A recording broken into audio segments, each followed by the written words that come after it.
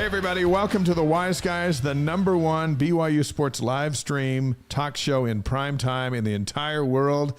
Dave McCann, Blaine Fowler. Welcome back. We missed you last week. Yeah, I appreciate it. It was a trip to Barcelona this last week. Had to squeeze in just down the street. Yeah, just to Barcelona. 27-hour trip back, and I'm here. Good. On minimal sleep, which makes it for a much more adventurous show. Because you never know. When I get a little loopy Yeah. and when I'm tired, it can be crazy. So just watch out tonight. So we're so excited to get our live stream chat up. Let us know where you're watching, streaming from, and we'll try to give you a shout out throughout the whole show. It's just been fun. Yeah, people are already chiming in. Spencer McMillan chiming in, and Amber Payette from New York City. Wow. New York City, right off the bat. I love that you're in New York City and you're joining right now. Lubbock, Texas. Good deal. Yeah, we appreciate all you being on here. Follow us on YouTube. We'll put the link in the chat. Make sure you hit the subscribe button because it's free. Click on the bell. That means you'll get notifications whenever we post something new or go live. Some folks last week had said, hey, thanks for sending the notification. I forgot that this was the time, and now I'm on here. So the more subscribers we get, the longer we can do the show. We're also live on Facebook, Twitch, and ysguys.com, wiseguys.com. Dr. Ketch checking in from Vegas. Thank you. Dr. Ketch is always on here. From Washington State. And the last week, for the first time, we had a streamer from, I think it was Sydney, Australia, wishing us good morning. And so we hope to have them back, too. And all show long, we want you to chime in with us. You're part of this show just as much as we are. If somebody comes on from Barcelona, because Newt said it must have been nice to be in Barcelona, that'd be something because it's 8 hours ahead, so they'd be coming out at like 2 a.m. So Harriman, we're saying hello. Nice job. Everybody's excited. Les from down back with us. Les is down in Santa Fe. Yeah, it's awesome. We know Les, and Les knows all. But Les is an insider because his son Joseph's a manager on the football team. So there you go. He knows what's going on. Hey, here's what we have tonight. We have an awesome show. Big 12 expansion. Colorado's in. Who's in next? Who should be in next? We'll tackle that in just a moment. Yeah. Practice begins today, as many of you have already noted. And it's an exciting day. Whenever the season starts, they actually reported yesterday. Today was the first practice. And so pretty fun stuff. And by the way, Max Hall, the winningest quarterback in BYU history, going to join us and talk about what it's like to be in the first day of practice. Yeah, can't wait for that. Cougar Feast Box, the CEO, Jody Rookstool, is going to be in studio with us. We're going to actually see what one of these Feast Box is and why he wants us to order them for our game day experience anywhere in the country. They just went online today. They're the new big partner for BYU Sports, and so we thought, Jody, come on in and tell us what this is going on. So he's going to show us our Cougar Feast Box here in just a little bit. And then I'm really excited that we have Elijah Bryant coming in. He's also going to come in studio. NBA world champion, international basketball star. He's done something that we're not sure anybody else has done in BYU basketball in terms of the championships that he has won in three straight years after BYU. Kind of some fun stuff. So BYU Hoops will be talked about right after Jody Rookstool. Tremendous show. Saratoga Springs, Utah, checking in tonight. Instead of across the pond, I was thinking, well, I was just across the pond. A different pond. The other pond. It's the Utah Lake Pond he's talking about, but we love it anyhow. Max Hall's just moments away. The big headline, of course, since we were last together, Colorado has decided they're out of the Pac-12. They're joining the Big 12 in time for next season. The last meeting with BYU was the 1988 Freedom Bowl.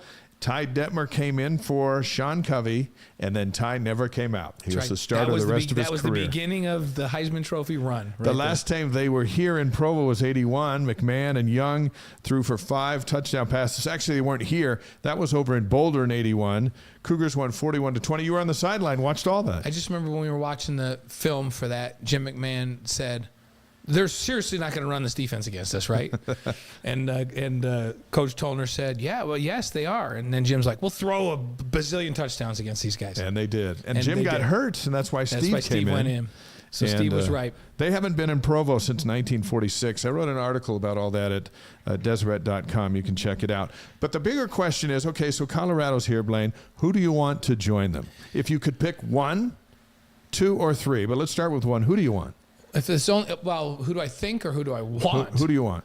Oh, I want Washington or Oregon, but that's then who do you think? It's not going to be one. Who do I think? I think Arizona is probably next up. I know that they're coveted for their basketball program, would be a top 10 program coming in to the league, and this is a big-time basketball league that the Big 12 is. and I think they're likely to be the quickest to make a decision. So I think Arizona is probably the most likely. I don't think it's out of the stretch of the imagination that 4 teams come in to the league. And it could be the 4 corner schools. Maybe Oregon and Washington get impatient with the Big Ten, because I think Oregon and Washington together would be the first choice, right? That's who I would want, those two. And Spencer McMillan here on the chat agrees with that. But I think it's probably Arizona who they're talking to next. And then I like Utah as a rivalry team. I wouldn't be disappointed if it was Colorado, Utah, Arizona, and Arizona State. That'd be great. That would be great. But I think at least one is coming. Spencer says no Utah. No Utah. There's a lot of people Spencer's that feel got a that big- way. But in the fun of games, there's no more fun game than the Utah game. Yeah. Basketball, you didn't name the sport. When Newt they're on the says schedule, it's like, okay. Newt's going for the 4 corners. He thinks it's going to be Arizona and then Arizona State and Utah. I think an outside chance that after the deal that was announced today, that's an all-streaming deal. Yeah. That has the potential, in quotes, of being as much as the Big 12 deal based on how many subscriptions they get for the streaming. I mean, So the Pac-12. if you're Pac-12, Dave, don't you go, hey, we've been through that deal. All the promises Larry Scott made to us about the Pac-12 network and how many subscribers are going to be to that and all the eyeballs on us, and it never materialized. No. Kay Porter with us from South Jordan, Utah. Thank you. So the deal they announced today was it's mostly an Apple streaming deal, and the schools that sell the most subscriptions get the most money. Yeah. As they look over this, and is there more of an apathetic fan base in the Pac-12 in the country than the Pac-12? They don't even go to their own home games, except for a couple of schools. So how is Cal, who can't get 25 people to their game, or Stanford, who can't get 15, it seems, to their game, go, you know what? Yeah, so our budget will be based on subscriptions that our fans buy. They won't buy anything. And that's what we're going to do? No way. To me, the thing is, hey, we're doing this Pac-12 network, and people are going to have to pay a little bit extra to have that as part of their package. But it never blossomed. They couldn't get carriage the way they wanted it to around the country, just distribution. It never turned out to be what they hoped it would be, and financially it wasn't a good deal. Yeah. And now it's like, and I realize that these streaming entities, like Apple's a big entity, Sure, right? It's a successful entity, so it's a little different. They're not starting a startup. But if it's based on subscriptions, hey, I'm a huge Stanford fan because I had a son-in-law that played there. Dallas played at Stanford, and we went over and watched him. But there's a bunch of people that come to the tailgate and go back to the library. Like, nobody goes in the stadium. And this was a top 5 Rose Bowl champion Stanford team that Dallas was on. Yeah. And there was nobody in the stadium. You think that fan base is going to buy a bunch of subscriptions up? No, they're not. The 2 biggest subscription bases are going. That's UCLA and USC. So I don't know. The commissioner's trying to sell a lot of potential, but there's not a lot of guaranteed dollars, and there's not a lot of linear. And I recognize that streaming is where sports is going, but I'm not sure that's ready for prime time yet. People have guarantees. Remember in Tommy Boy, they're out there selling that stuff, and they wanted a guarantee on the box. People want a guarantee on the box, and then they'll buy it. And it's the same way in everything else, especially in college football. So I think that makes things shaky with the Pac-12, shakier. Yeah. And streaming is nothing new. BYU TV's been streaming forever. The Big 12's going to stream a lot. Yeah. Most of what the Big 12 does is going to be streamed, but the bedrock is Fox and ESPN, which is what this Pac-12 deal does not have. Well, in the Big 12 deal, it was just a package deal that says, hey, each team's, this is your revenue share based on the linear and everything combined. And I never heard anything about, of course, unless ESPN Plus doesn't sell enough subscriptions, then you're not going to get that much money, or you have to hit these certain marks. Who's signing up for that? Yeah, it seemed like I don't know. And how do you make a budget based on, you know what, we want to expand our stadium. How are you going to get the money? Well, we might sell enough subscriptions. Yeah, and Newt chimes in again and says it's got to be linear and stream combo to make sense, which is what the Big 12 deal is. Yeah, because there's got to be some guaranteed dollars there. And you know what? Football still, if streaming was the answer, the SEC and the Big Ten would have a bunch of it. For sure. And it would be their primary. People want to be able to watch it on the regular TV. They would rather be on a major network linear. And they want a remote where they can jump from game to game to game. They don't even want to watch the commercials. Oh, let's jump over to this other game. Let's jump over to this other game. We all do it. So there you have it. So that's the latest on the expansion. And you know what? Tomorrow could be completely different, but that's where we sit here on this Tuesday. Should we bring in Max? Yeah, let's bring Max Hall in. It's always a pleasure to welcome BYU's all-time winningest quarterback to the show. So Max has high school football practice in Arizona here in just a couple of minutes. We taped literally 10 minutes ago, and let's get with our visit to the great Max Hall. All right, Max, let's get an update on your Achilles, which ruptured during the alumni game back in March. How are you doing, and will you be a game-time decision for the alumni game this next spring? There is no game-time decision. I'm in. I'm in for next spring. I don't care how much tape and brace I got to put on. I can't end my alumni game career like that. You know what I mean? I at least need to show face. Even if it's just calling plays, I'm going to be there. And to clarify for everybody, like, you didn't injure it in the game. Right? This was like a post type of a play celebration injury, right? Or am I wrong? Yeah, thanks for bringing that up. Yeah, I was definitely not in the game, and I was celebrating an incomplete pass. Oh, man. Because what had happened is Kalani said, hey, each team has one more drive. So John went down, scored, but incomplete on the extra point. I was celebrating that because All right, Max, let's get an update on your Achilles, which ruptured during the alumni game. Celebrating an incomplete pass. Oh, man. Because what had happened is Kalani said, hey, each team has one more drive. So John went down, scored, but incomplete on the extra point. I was celebrating that because I got the last drive to go down. So I was like, yes, if we score, we get the extra point, this thing's over. Got a little too excited, I guess. And, I've been telling people, it feels like someone hit you with a golf club, like a 4-iron in the back of the heel right there, right in the Achilles, man. We felt so bad for you. However, if you aren't completely healed, even though it sounds like you will be, we do need a sideline reporter for our broadcast. Yeah, you could join us if it's not. But I think you're going to be ready. I might just have to do a little bit of everything: entertainer, coach, call play, sideline. I just want to be around and be part of the crew, man. That event is so awesome. So, but the recovery's going well. I'm walking around. I'm able to be at practice, and I'm just over 3 months, so I got probably another 2.5 months before I'm really starting to be active again. Cool. And you guys are starting the same time, really, that BYU's starting with their practice. I want to talk a little bit about both. Let's start with some big picture news, though. What do you think about Colorado joining the Big 12 and all the news around that in the last couple of days? Yeah, I mean, I followed it a little bit, not a lot. It just seems like everybody's trying to get out of the Pac-12. Nobody wants to be there anymore. And I know there's been some controversy with it, but I don't know. I was excited with the teams that were already in the Pac-12. And in my opinion, I don't know if Colorado's a great addition or not.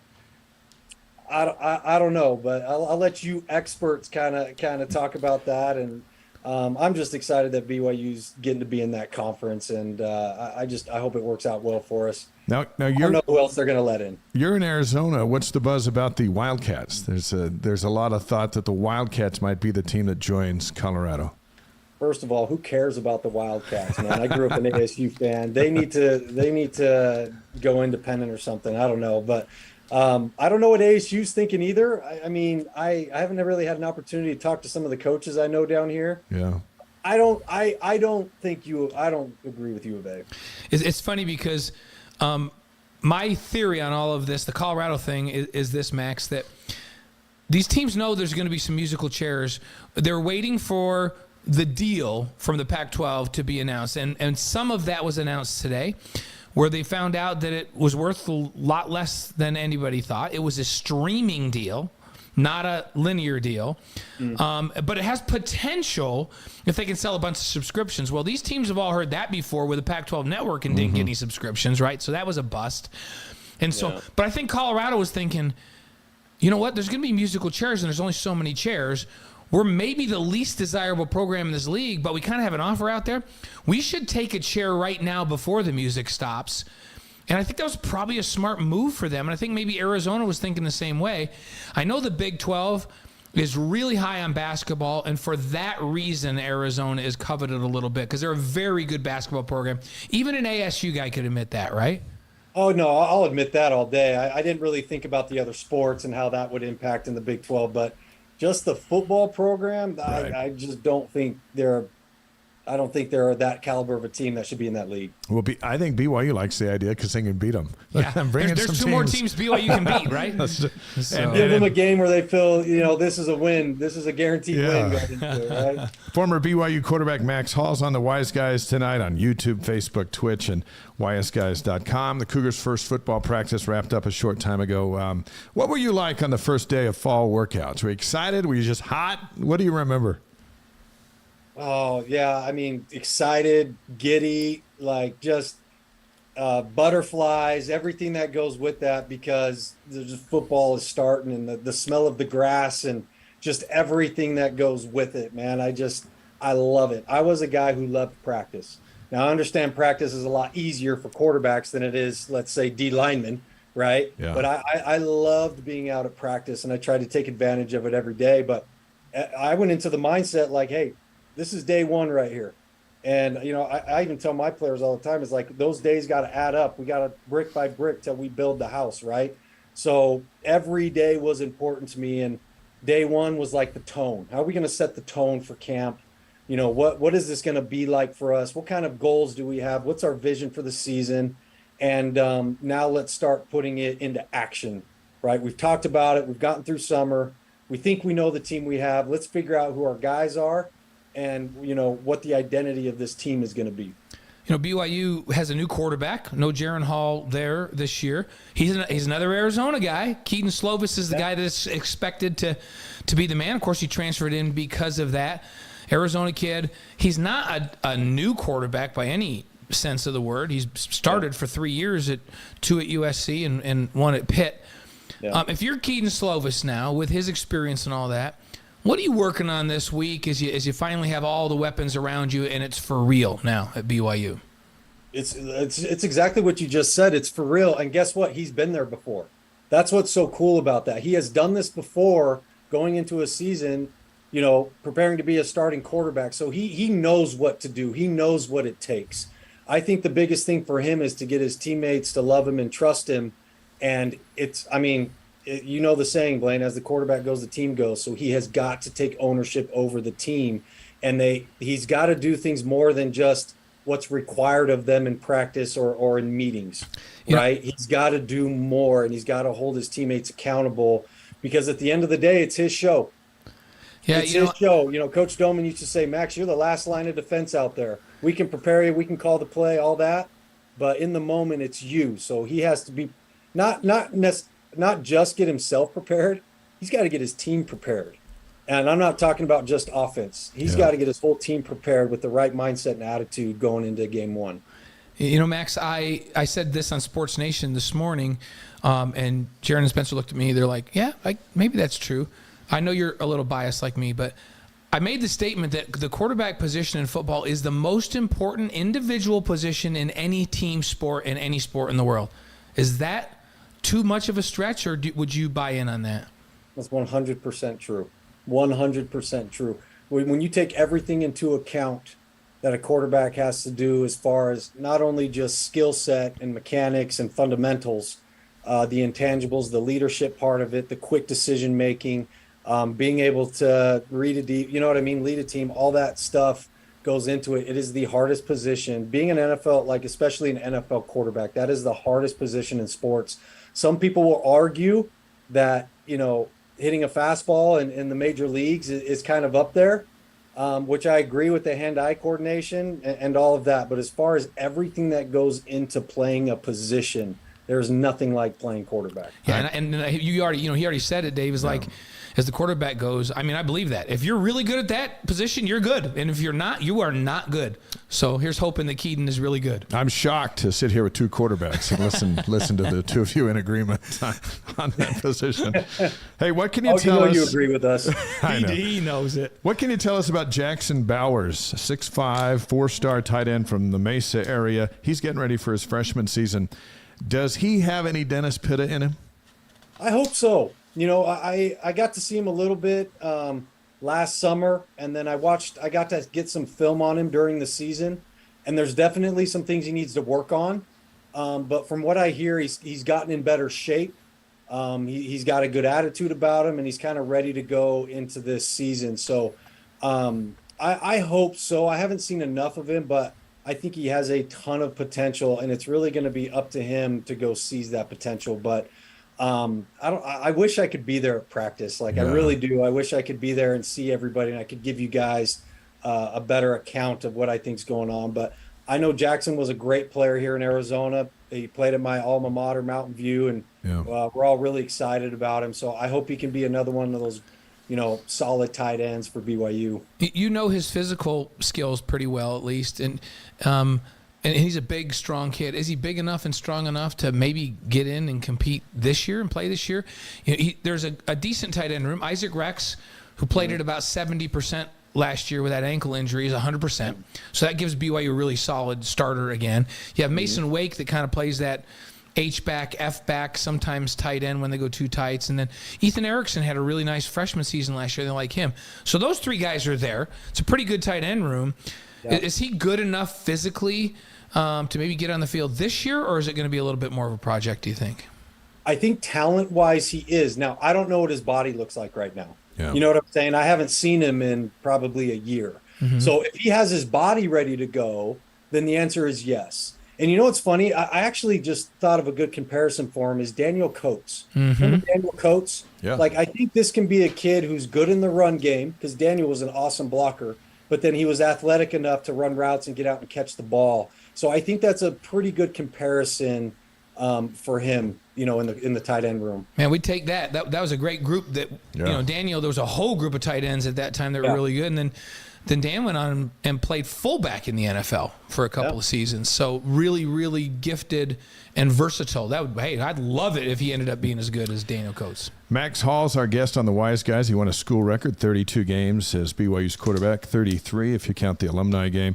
Also the offensive coordinator at American Leadership Academy in Queen Creek, Arizona. Max, you have a quarterback who transferred in for the season, 6'3" Enoch Watson, who's committed to play at BYU. Tell us about this guy. Enoch's a great kid. So I was lucky to get him. He transferred to us. He was living up in Flagstaff playing for a team that didn't really throw the ball very much. And so he wanted to come down and play his senior season here. But I've been really impressed with him. I think BYU is getting not only a great kid, but a great quarterback, because right away when he came in, he was able to gain the trust of his teammates. Right away, we knew he was a humble, hardworking kid. And then I watched him throw for the first time, and I'm like, this kid is talented. So if he can put all this together, I got a special player here. So I'm really looking forward to what he does this season. But even after this season, I'm looking forward to what he can do at BYU. I think he has the size, the talent, the skill set, the leadership ability to really be something special at the next level. So my job this year is to get him ready for that. And, also I think we're going to have a pretty good team this year, and, see what damage we can do. It's an interesting kind of a scenario for you. A little pressure maybe, like for you and Ty. Here comes this kid. You're sending him to BYU, right? And, we were looking at the numbers for you and Ty combined. 26,396 passing yards, 215 touchdowns, a Heisman Trophy. I mean, you guys just can't send anybody up here. He can't be a dog when he gets up here. If you guys are sending him, you better be pretty good, right? So no pressure or anything, but you got to get this guy ready to come up here. I'll get him ready. Don't worry about that. I'll get him ready. Now, the only thing I'm a little worried about is I'm a little short in the offensive line. Yeah. I don't have a ton of linemen this year, so I actually went down and met with Steve Clark. And he was gracious enough to spend like 2.5, 3 hours with me going over different formations and protections and boots and different stuff where I can move the quarterback around a little bit. Yeah, makes sense.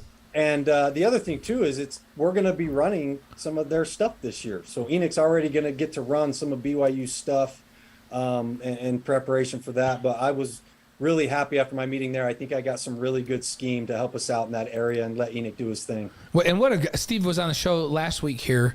What a great coach and what a fantastic human being, huh? I know you know him pretty well. Amazing person. He's one of the best. You know what I mean? He was a GA at BYU when I was there and got to know him and became friends with him, and then followed his coaching career. And now that he's back at BYU, I believe Ty is the one who brought him back to BYU, right, as his tight ends coach. And he's small in stature and he'll tell you that. But when you start talking with him, you start understanding that this guy knows football. Mm-hmm. And he's very smart and talented and coaches. And he's an awesome coach. So I actually called A-Rod to meet with him. And he's like, dude, go meet with Steve. He's there. Like he'll give you everything you need. So he's a good friend and a great coach. And, I just love the guy. He's a great dude. And he's a shredder on the guitar, he told us last week. No, he isn't. That's what he really? He said he's Yeah. a shredder. Yeah, he can play. And his daughter chimed in with a question about being the ultimate shredder. And he goes, yeah, I do that. It's like, you just got more cool. The longer we talked to him, he got more cool. He's a Renaissance man. Hey, I know you have practice here in just a few minutes, so we got one more question for you. The expectations you have for BYU in this first year as a Power 5 program. What do you got? I'm not going to go with a record. I don't know if you guys are setting me up with like No, you don't have just- to. You don't have to do that. We've thrown that out there. I just said if they won 7, I'd be thrilled. But I'm not going to be surprised if they win 8 or 9 games this year. I have that much confidence in what they got coming back, especially on the offensive side. So I've set the over under at 7, which I think is reasonable. We're just saying like what things will make you feel good. What would be your measuring stick for a successful season for them this year? I just think I think number one, they need to play like they got nothing to lose. You know what I mean? Like going into this thing, they can't pucker up. They can't make it a bigger moment than what it is. Does that make sense? Yeah. And they need to go in there and they need to fight and prove that they belong. And I think this is a critical season, first one, where they go in there and say, hey, we belong here. We're not here to roll over and be a bottom half of this league. We're here to win this league and set the tone early and inside the team at BYU. That needs to be the attitude. That needs to be the tone, is that we're not just going to try to compete in this league. We're going to win. And I think if you have that attitude and that confidence going into these games, I think we have the team and the talent to win a lot of these games. And I think 7's a good number. And I think everybody would be happy with that number, 7 or more. Yeah. ALA kicks off the season Friday, August 25th against Saguaro. Am I saying that right? Saguaro?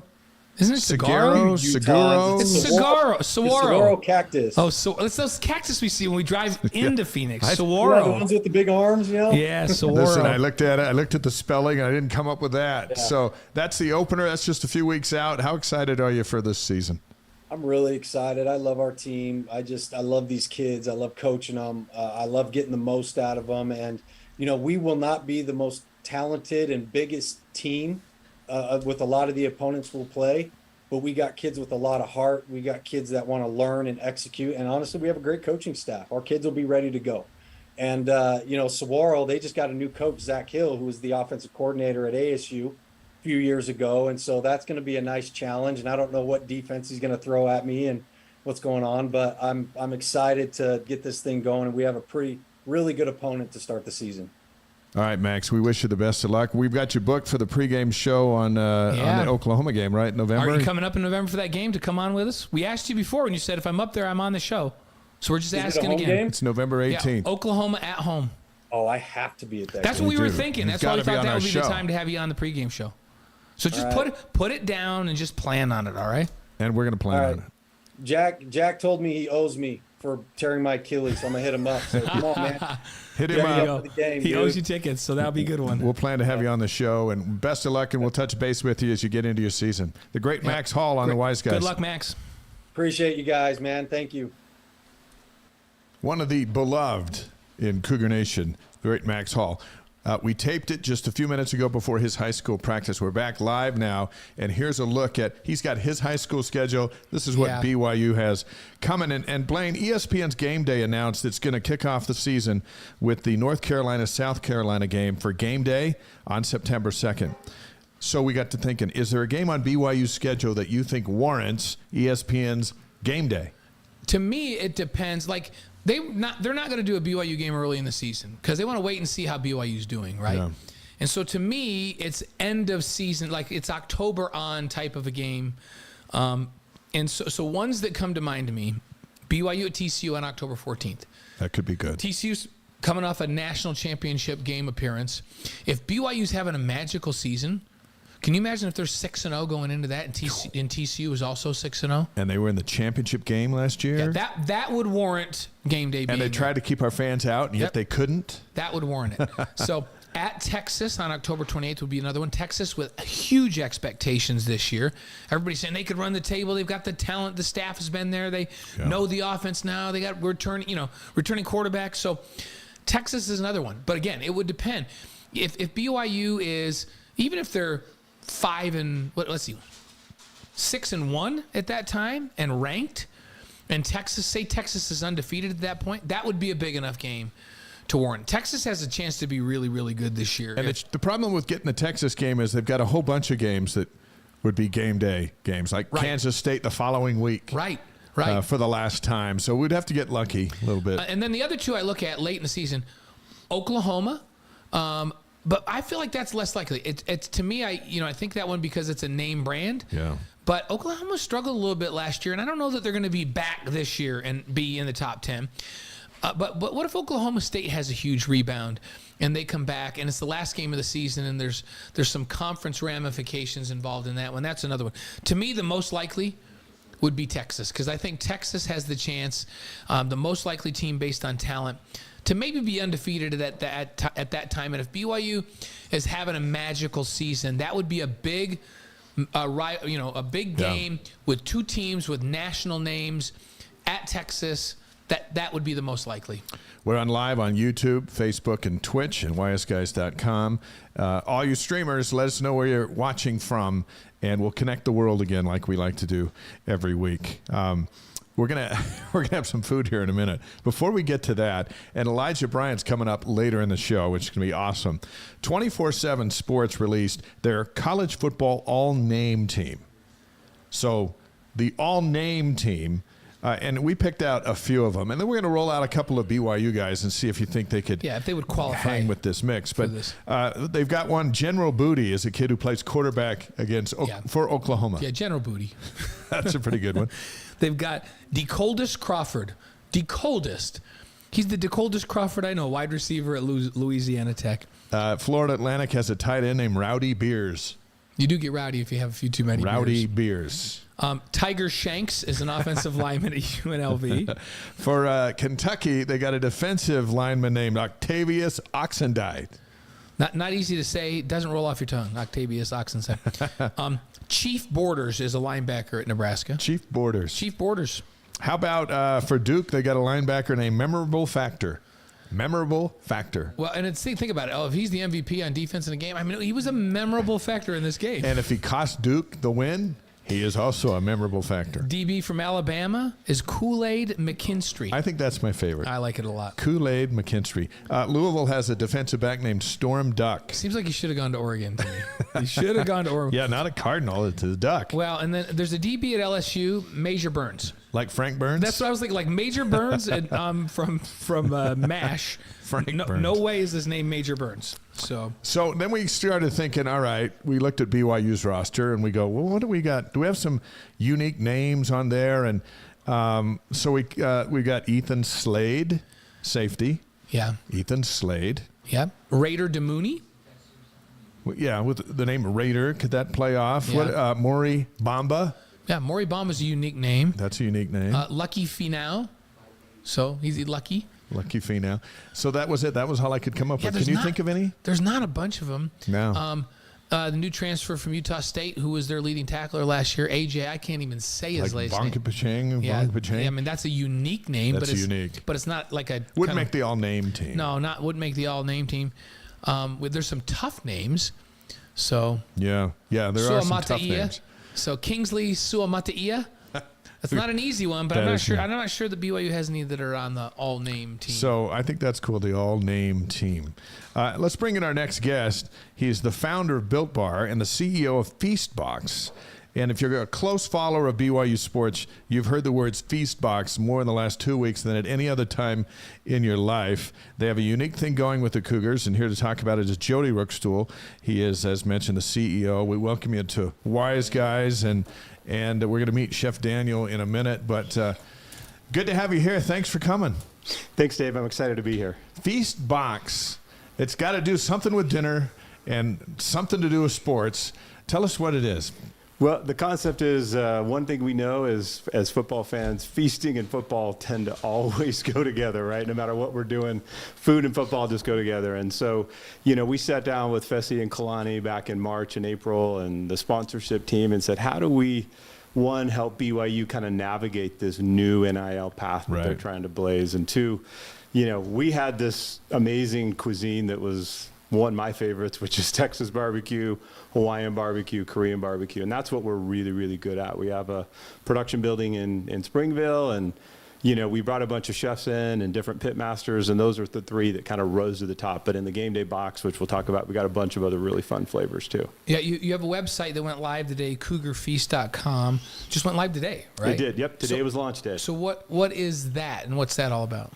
So what that is really an at-home tailgating experience for Cougar fans all across the country.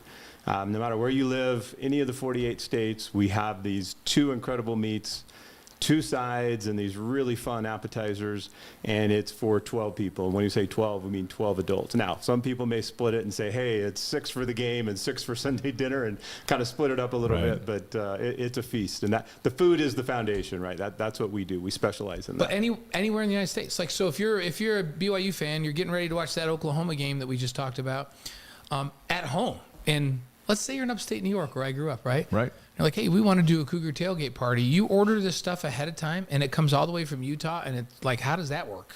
Well, one of the things we've gotten really good at over the last 2 years is, one, making food that we can preserve and have it taste just like it came off the grill, 3, 4, 5, 6 days later. So we do. We do a unique cook process. I call it food tech, which normally isn't a word you use with food, but we can take that, preserve it, vacuum seal it, and there's some unique things that we do with marinades to keep it really fresh. And so when it reheats in your oven, or even on your barbecue, or if you want to do it that way, the food's shipped to you.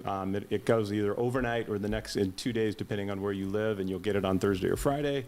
You put it in your fridge, and it's ready to go in about 5 minutes of prep on game day. So you're going to show us what's in a feast box. We are. And what's on the menu, and then to order, you go to the site and you just kind of, okay, you know what, we're going to have a party for the Kansas game, and so I'm going to have 12 people here, and I'm going to do this. And the reason I'm going to do it here instead of down the street at a place is I get to help BYU athletics at the same time.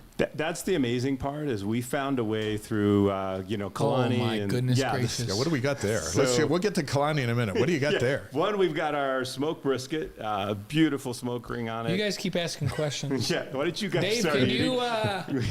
Yeah. Can you? Dave's a little bit further away. Hey, So we got brisket. We got our mashed potatoes. We got our cowboy baked beans. These are just 3. So every meal comes with 2 sides. As you can see, that's How'd you one get this of warmed right now? Did you already just warm this just now, or did you bring it warm? Same way we do. We just warm it in an oven, keep it hot in the tin. And UPS brings it, or UPS or FedEx, depending on where you live. No kidding. Yeah. What if you want to do something like this for a tailgate right here at BYU? How does that So work? the great thing is it's literally pre-made tailgate food. So if you want to spend 2 hours grilling it, you're welcome to, or you can literally do this version, and you got the brisket, you got trites, all of our different meats across, really 5 different types of barbecue. So this one's beans, mashed potatoes with lots of good cheese. All on right. top. So while Blaine's brisket. salivating over that, now I shouldn't explain be talking with my mouth full, but I was. explain why Cougar fans. That's awesome, Daniel. Thanks. Daniel, where are you going with that? Yeah. Wait, let Dave have a brisket. Explain why Let Dave have a Cougar brisket. fans need to order this and who benefits, and we'll get to the Absolutely. cherry. So first and just go ahead. foremost, this all happened through a process with Kalani and the sponsorship team. How do we help BYU win in the NIL world? First, it's been a little bit of a problem for Sure. BYU. They're not going to jump into the pay to play and Right. open bags of cash for kids because they run a 4-4 or whatever. BYU's just not, and Kalani's never going to do it. Right. So what we tried to come up with is, one, how do you first and foremost focus on helping the student athlete grow? And so we launched actually yesterday with the BYU team a mentor-based NIL program, where there's a combination of what is name and image and likeness, which is what we've done. We've got Aiden Robbins and Caleb and Tyler Batty and Connor Pay and a bunch of great players that are part of this NIL, where there is an NIL component. So first, there is that benefit. Second, the biggest thing Kalani wanted and what really bound this together was he wants his players focused on doing good and being involved with charity. Yeah. And so 10% of all the proceeds from the Cougar Feast goes back to Feed Families in Need through Full of Hope, the charity. So it's players, it's 10% of every sale is going back to Feed Families in Need. And then third, obviously, there's a benefit to BYU and the BYU athletic department that's coming. And then fourth, obviously, Feast Box if there's anything left over. So Our friend from Santa Fe, New Mexico said, yes, sir, ordered a box for the Arkansas game. All right. Nice. It's Already ordered in. it. Les, way to Already go. Oh my goodness. Why didn't the wings come over here? You just all going over there? Is that So how now this is? this is I think we macaroni need to swing salad. around to Dave. So Dave's here's got a another little food. menu. So mac So- salad, wings, and what's that right there? This is our sweet and spicy pork. It's on our Korean menu. my So gosh. first of all, every box comes with 2 meats. So like game one, for example, game one, Sam Houston. Right. You can choose the Texas box or you can choose the Korean box. Every box is 2 meats, 2 sides. Is this the Korean box? This is part of the Korean box, That the one sweet and is right spicy there, pork. yeah. This would be an appetizer, like the wings. This is the mac salad that's part of our Hawaiian box. We kind of gave you a sampling, but I think you need to swing this around. Last, what to is Dave your for a order? What is second. your order for Definitely the? didn't swing around here. What did you order for the Arkansas game? I went with I think he went with Memphis style. Yeah, BYU looks Sports like. Addict says, "Can you guys please stop it? I haven't had dinner yet." Kay Porter says it smells so good. Must have one of those. Mike's Yeah. in from Beaumont, Texas. Kay Porter's got a smell mic now- at his house. In visiting with you before you got Yeah. here, this is yes. Just go ahead and leave the whole thing here. This is an emotional project for Kalani Sitake. The thing that drew me to this project, I got to tell you, was Kalani the man, not just Kalani the coach, but his passion to do things the right way honestly stunned me. Like I knew him a little bit, but I didn't know him like I got to know him through this process. And what I learned is there were several things he said to me over and over through the course of 7 or 8 meetings. One, I want to build this team around character and culture. We'll never win an arms race against the big boys, ever. They will always outspend us. So how does BYU do it the BYU way? And, I could tell there was some frustration with some of the things that had happened in the NIL world with him. And so I think what he was trying to do is say, look, if we're going to go into the Big 12 and compete, we can't just simply try and outspend because it'll never happen. And so we got to do it in a way that's going to attract those type of players that want to be part of that culture. Certainly being in the Big 12 helps, but, you take Aiden Robbins and Caleb Etienne, for example. I asked them, why are you here? Why did you could have got a check somewhere else. And they said, first and foremost, we love how we felt when we were part of the process. We love the feeling. We love the players. We love the culture. And they fit, right? They're going to be 2 huge impact guys. And that's what I think what Kalani's committed to. Yes, there's some money that needs to fund to some of those players, but Kalani's pretty serious about it doesn't need to be a truckload of money. And I've heard Kalani talk, and we've talked to some other folks that are involved in NIL. And, you got to be able to go sell your NIL program. The benefit of what this does for the athlete's family and all that. In some places, like you said, just backing up a truck of cash and saying, hey, how's $250,000 sound, right? And we've heard Kalani say it's not only about the charity part of what we want to do, but it's giving these players business mentors that they can get involved with that help them understand how to run a business, how to build a business, how to build an income over time, and to support themselves forever when they get out of school. Other schools aren't talking about that. Is that something that you've talked about with Kalani, and are you mentoring some of these players that you just talked about so that they can learn how to do this on their own and go away from BYU with a set of skills to be able to run a business which makes them better for the rest of their lives? And that you just hit on, Blaine. The entire point of the program is he's committed. Look, less than 2% of players are going to end up in the NFL getting a paycheck. Right. And it's a 3-year average career, right? If you do make it. So it's not like most of these guys, most of them, when they leave BYU, they're done. That's the last time they'll put on pads. So the goal is when they leave, how are they equipped to go to the world? One, with the network they've developed. So there's initial group of 7 mentors that have started, and each of us have about 10 players that we're working with. And the goal is not just to help them do the business part of it, which is, we'll call that the actual name, image, and likeness, but it's also how do we help them become better men?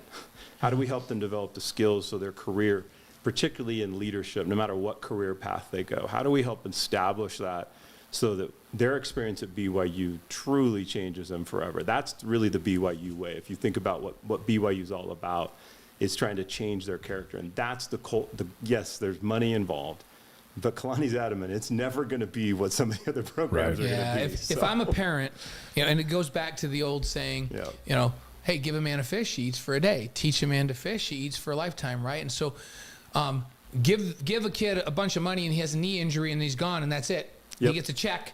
And then is he any better for that when the check's gone? Or get these guys involved in programs where they get life skills, learn how to run a business, have a network of people to help them get that thing set up. And they have a chance to come out of this program at BYU and make it income for a lifetime with skill sets. Exactly. And if I'm a parent, which do I want my kid to be involved in? I want him in that program where he learns to take care of himself and be a family guy and do all of that the rest of his life, and not just a wheelbarrow full of cash that goes away the minute he gets hurt. Well, and think about it from this perspective. If you're on that team and some kid that you've never seen hasn't stepped foot on that campus gets this big check, and everybody else that's been busting their tail for 2 years gets nothing, how does that blend in the culture? It doesn't. Yeah. You saw it at Texas A&M. You've seen it at other schools. It just doesn't translate. And so if you bring it in, and the goal is a team-wide mentor-based NIL. Now, we're going to have to get some additional mentor sponsors involved, but the goal is first get it across the whole team. Mm-hmm. And that's really, and there's some other programs that there's an incredible model that's been built, and we're just launching it, but Kalani and BYU are determined to do it this way, and this Cougar Feast really is the first product that's like, hey, Cougar Nation, no matter where you're at, no matter where you live, be part of that game day. Whether you can't be at the stadium, be part of game day. And by the way, Dan, bring this in for a second. There's more than just food in this. I got to show this because box. This was the fun part. As we put this together, every BYU fan knows they love swag. So we got fun things like pickleball rackets. Nice. That are going to go in. We got great hats, and it's all BYU gear. There's about $100 of BYU gear. You got different hats, and every week's a different package. But the goal was, hey, not only can I have this food experience, but we got this swag that shows up, and now it feels like this BYU fan event. So no matter where they're at, they can kind of feel connected to the team. Everybody loves swag. Everyone it stays loves behind. Swag. And everybody knows it's not cheap either. So, getting that free as part of the package is something we put together. Jody Rookstool is the CEO of Feastbox. On Wise Guys tonight, we're live on YouTube, Facebook, Twitch, and ysguys.com. Spencer's ordering his for the TCU game. Yeah, and somebody's asking, like, Kay Porter had a deliver question. To Austin? And you do deliver to Austin, We right? deliver to all 48 states. They were asking, do you have to be at the game? What if you're at the game in Austin and you want to tailgate in Austin with this food in Austin? Well, that's a little tougher one. I'm giving you a tough one. No, actually, what's great about this, so think about this. If all I'm doing is taking... Oh, my goodness gracious. I told you guys to come hungry. Hey, can I get some mashed potatoes on there? And maybe some of those baked beans? So here's the amazing part about it. And I've done this both ways. Oh my you can goodness. take those trays that we do a unique technology where we par cook it, flash cool it, and then vacuum seal it. Whether I open that vacuum seal and put it in my oven, or I just literally can physically put it on the grill, or I can put the pan on the grill, add a tailgating experience. It's now your tailgating food that you can focus on the fun and the football and the swag and not necessarily have to just be tending the grill the whole time. So two meats, and the great thing is on a price per person, we tried really hard to make this affordable for Cougar Nation no matter where you live. It's less than a meal at Chick-fil-A. Anywhere from $10 per person to as high as about $13.30 per person, I think is what it is right now during our preseason sale. Oh, yeah. So Sweet. that was another factor that BYU was like, look, it's got to be affordable for everybody no matter where they're at. We've got your link up for everyone to see on all our platforms, cougarfeast.com. We're going to eat this here in a minute. Hey, Dan, Elijah's in the house, so you better bring that Elijah. Elijah's here. Elijah Bryant's going to join us in a minute. Elijah's going to join us on set in just a minute, but before he does, we ought to give him something to eat. I'm feeling like... All right, for all our guests, we do 5 questions. You ready? Let's do you it. Ready for this? And first of all, we think this is fantastic. So we're glad to... This is great stuff. Glad to help you, to be a part of it. And we speak to Cougar Nation in a very unique way. And a lot of folks will see this tonight, so thank you. Love it. Okay, all right, here we number go. 1. Favorite sports movie? Favorite, Remember the Titans, not even close. Okay, that's Not our, even that's our, close. you know what? That's our number one overall. Yeah, I think so. For everyone to remember the Titans. 'Kay. So we're going to ask you these, so pay attention, Elijah. Not exactly the same ones, but most of them are the same. Favorite singer or band? Oh, favorite singer or band? Let's go with the Eagles. Eagles. See, that's a good old school one. We just saw the tribute band over at the Sierra Shell. Okay. They're it pretty was good, fun. you said, yeah. Yeah, yeah. Your favorite breakfast cereal? This is important. This is how we really know about somebody. Ooh, we're going to have to go with chocolate Chucks. Thank goodness. Chocolate what? Chucks.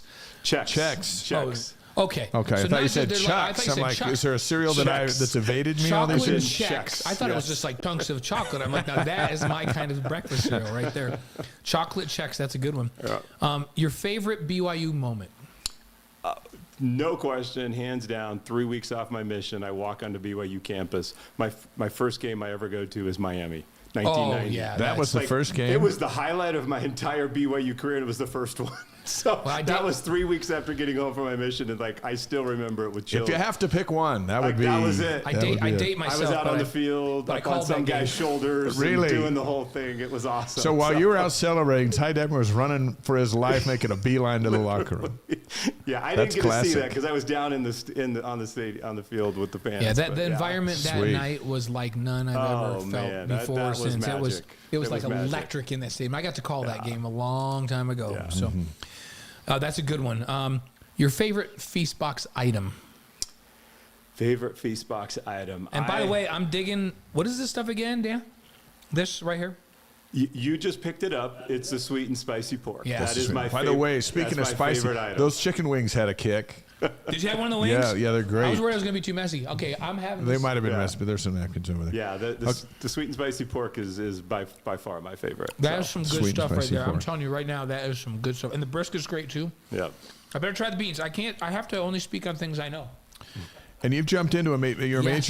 a major partner with BYU. Yeah. And BYU football. You know, because here's the reality that most people think, oh, NIL, just throw some money at these kids. Well, as a business, there's no return on investment in the just straight NIL. It's not possible. Yeah. The only way it would work is if somehow you get BYU and their voice, right, their ability to push it out through all the channels they have. And that's when the corporate sponsor team got involved. I'm like, okay, if we blend these two and we make it a BYU full of hope player combination with Feastbox sort of supporting it underneath, that's the combination that was working. We knew that was the only way it was going to work, is to be a full corporate sponsor with them. And so it's been a lot of fun. Neil Jones is live from Tucson with us, praying that the U of A folks vote to join the Big 12. Who do you want in the Big 12? You got to pick one team, let's say. If I'm going to pick one out of the rumor mill of what's going on, I'd say I think we're all hoping that Arizona gets pushed over the edge here in the next 24 hours. That would be nice. I'm still holding hope out that maybe there's an Oregon-Washington deal coming. you know, But as that's we- a long shot. Arizona's more of a likely deal. I actually was enrolled at University of Washington, and right after my mission, and backed out and got in a car and headed to BYU. So I have a little bit of ties, but it definitely would have taken my life in a different direction. Hey, shout out to Todd Wright, tuning in tonight from Charlotte, North Carolina. Yeah, watching us on eat. on this show we have had one from Australia Last week We we have had them some- from all over the United States, but we've had Love some it. fun folks in from. We've had South Korea. You got 500,000 alumni all over the place. We have him joining from Japan. Corey Yoshimura usually joins us every week from Japan, unless he's off doing a tournament. He's one of the guys that runs the PGA Tour in Japan. We think we're going to have some folks in Turkey watching tonight because we tweeted out that Elijah's coming on. And he's a champion over in Turkey. So we appreciate you being on. This is a great thing. First of all, it's really, really good and it's fun. But we love that it benefits BYU and the athletes at BYU and charity all at the same time. And this great look at how to. It took us a little longer to get this program out than some, because some were just saying, well, let's just fill up a dump truck full of cash and just put it on people's driveways. And long term, that wasn't going to be sustainable. This is the beginning of a long-term sustainable way to help BYU's athletes and to teach them skills and to help the program. Let's cue up that image for a second, as we're just that image that we Hey, brought and in. as we wrap up, Richard's joining us from Panama. I love so it. Panama's in with us tonight. Love it. All right, so this is Aiden Robbins ready to eat. This is Aiden, and I got to tell you, he probably is the funniest guy I've seen since Jamal Williams, and in a BYU uniform. He loves to dance and he had a fun Aiden is a time with baller it. too. That guy is. He unreal. rushed for 1,000 yards last year for a team that really doesn't have an offensive line at UNLV. Yeah. And we knew he was going to be good when we asked Kelly Papinga, BYU's linebackers coach, who was coaching the backers at Boise State, top 20 defense last year, and he's like, dude, we did everything to set our defense up to do nothing but stop that guy. Yeah. And they weren't very good up front. And he still rushed for over 100 yards on us. I said, okay, he's going to be just fine then. Yeah, what a great spokesman for you. Yeah, how about that? And Aiden, he is a phenomenal human being. Like, I love Aiden. I've gotten to know him, and I got it with Kingsley on the left and Caleb on the right and Connor in the middle, and we got a couple guys battling for guard spots. I got to tell you, Aiden is going to be in the end zone a lot this year. He's going to play behind what I think could be, maybe before it's all over, the best offensive line in the Big 12, which is usually not what happens when a team goes from, well, we haven't really had a team go from independence to a P5 program, but BYU's doing that. But from a G5, you usually don't match up front, but those two guys, and you mentioned those guys, and you said that Etienne is part of your NIL program. Yeah, he is. How many feet He box is a can he eat monster by himself? of a human Well, being. first of all, out of my group of players, I've got 6 guys that go over 300. Yeah. And so 6 over we 3. It pounded only, some food last it only week. seems like if you're doing a feast box, you ought to have guys over 300. It's either 12 people or 4 of those guys. So that's sort of the Yeah, amount that of sounds food. about But, you know, right. Caleb's, that guy is going to make an impact. I mean, you put Kingsley on the left and Caleb on the right. Oh, man. I got to tell you, Keaton's going to be feeling really comfortable back there to keep those ends protected because Monsters those are on 2 the edge. monstrous men protecting him and those corners. Jody Rookstool, CEO of Feastbox, thanks for coming tonight. Are you going to, by the way, you going to leave some of that? We're going to leave all of it. Oh, and really? All of it? Elijah's going to have to just finish pounding it when he's done here. When he's done, he'll go after Elijah it. won't eat before he comes on. I'm going to have one more bite of this. Thank you so much. Good luck It's to you. been a lot of And fun. Give it to let us Daniel. know how we can help. Absolutely. Okay, Thank you, Daniel, brother. thanks for coming in. And the big party's so going much. on over there. Our whole crew's going to go eat instead of do this show. And just as before we bring Elijah on, speaking of basketball, as we make that turn, the Big 12 Matrix was released this last week. National basketball analyst John Rothstein tweeted out the average number of quad one games, and Eli will perk up with this, the average number of quad one games per team last season for each power conference. The Big 12 had 21. Yeah, 21 quad one games. The Big 10 had 14.1. The SEC had 14. The Big East 13.3. ACC, which used to be a lot better than it is now, 10.9. And the Pac-12 down to 9.3. And the WCC is not in this matrix because they're not in the Power 5. But BYU, I think played, I don't know, it was a single-digit number of quad one games. And everyone in the Big 12 was playing 21 because they were playing each other. And that's what we got going on. Yeah, and that's the world we're going into. It's been, I can't remember if it's 11 of the last 12 or 12 of the last 13 years. The Big 12 has been rated as the #1 power conference in college basketball. So BYU's got a lot to look forward to. And now we're talking about, hey, what if they add Arizona to the Big 12 for 2024? Crazy. Like, let's just add another top 10 program, right? The basketball team's back at work, and they're going to go to Italy and Croatia August 18th through the 27th, return to the land of Krešimir Ćosić. Assistant coach Nick Robinson is going to join the show next week, and we'll talk about a lot of the new faces. Should we bring the man of the hour let's in? bring Elijah in. Come here. on in. I remember as we were preparing to broadcast BYU's 2016 season opener and asking, who is this Elijah Bryant kid from Elon College? And we found out, and he's no longer a kid. He's a husband, father, 2-time international champion, both with the NBA and the Euro League and the Turkish League.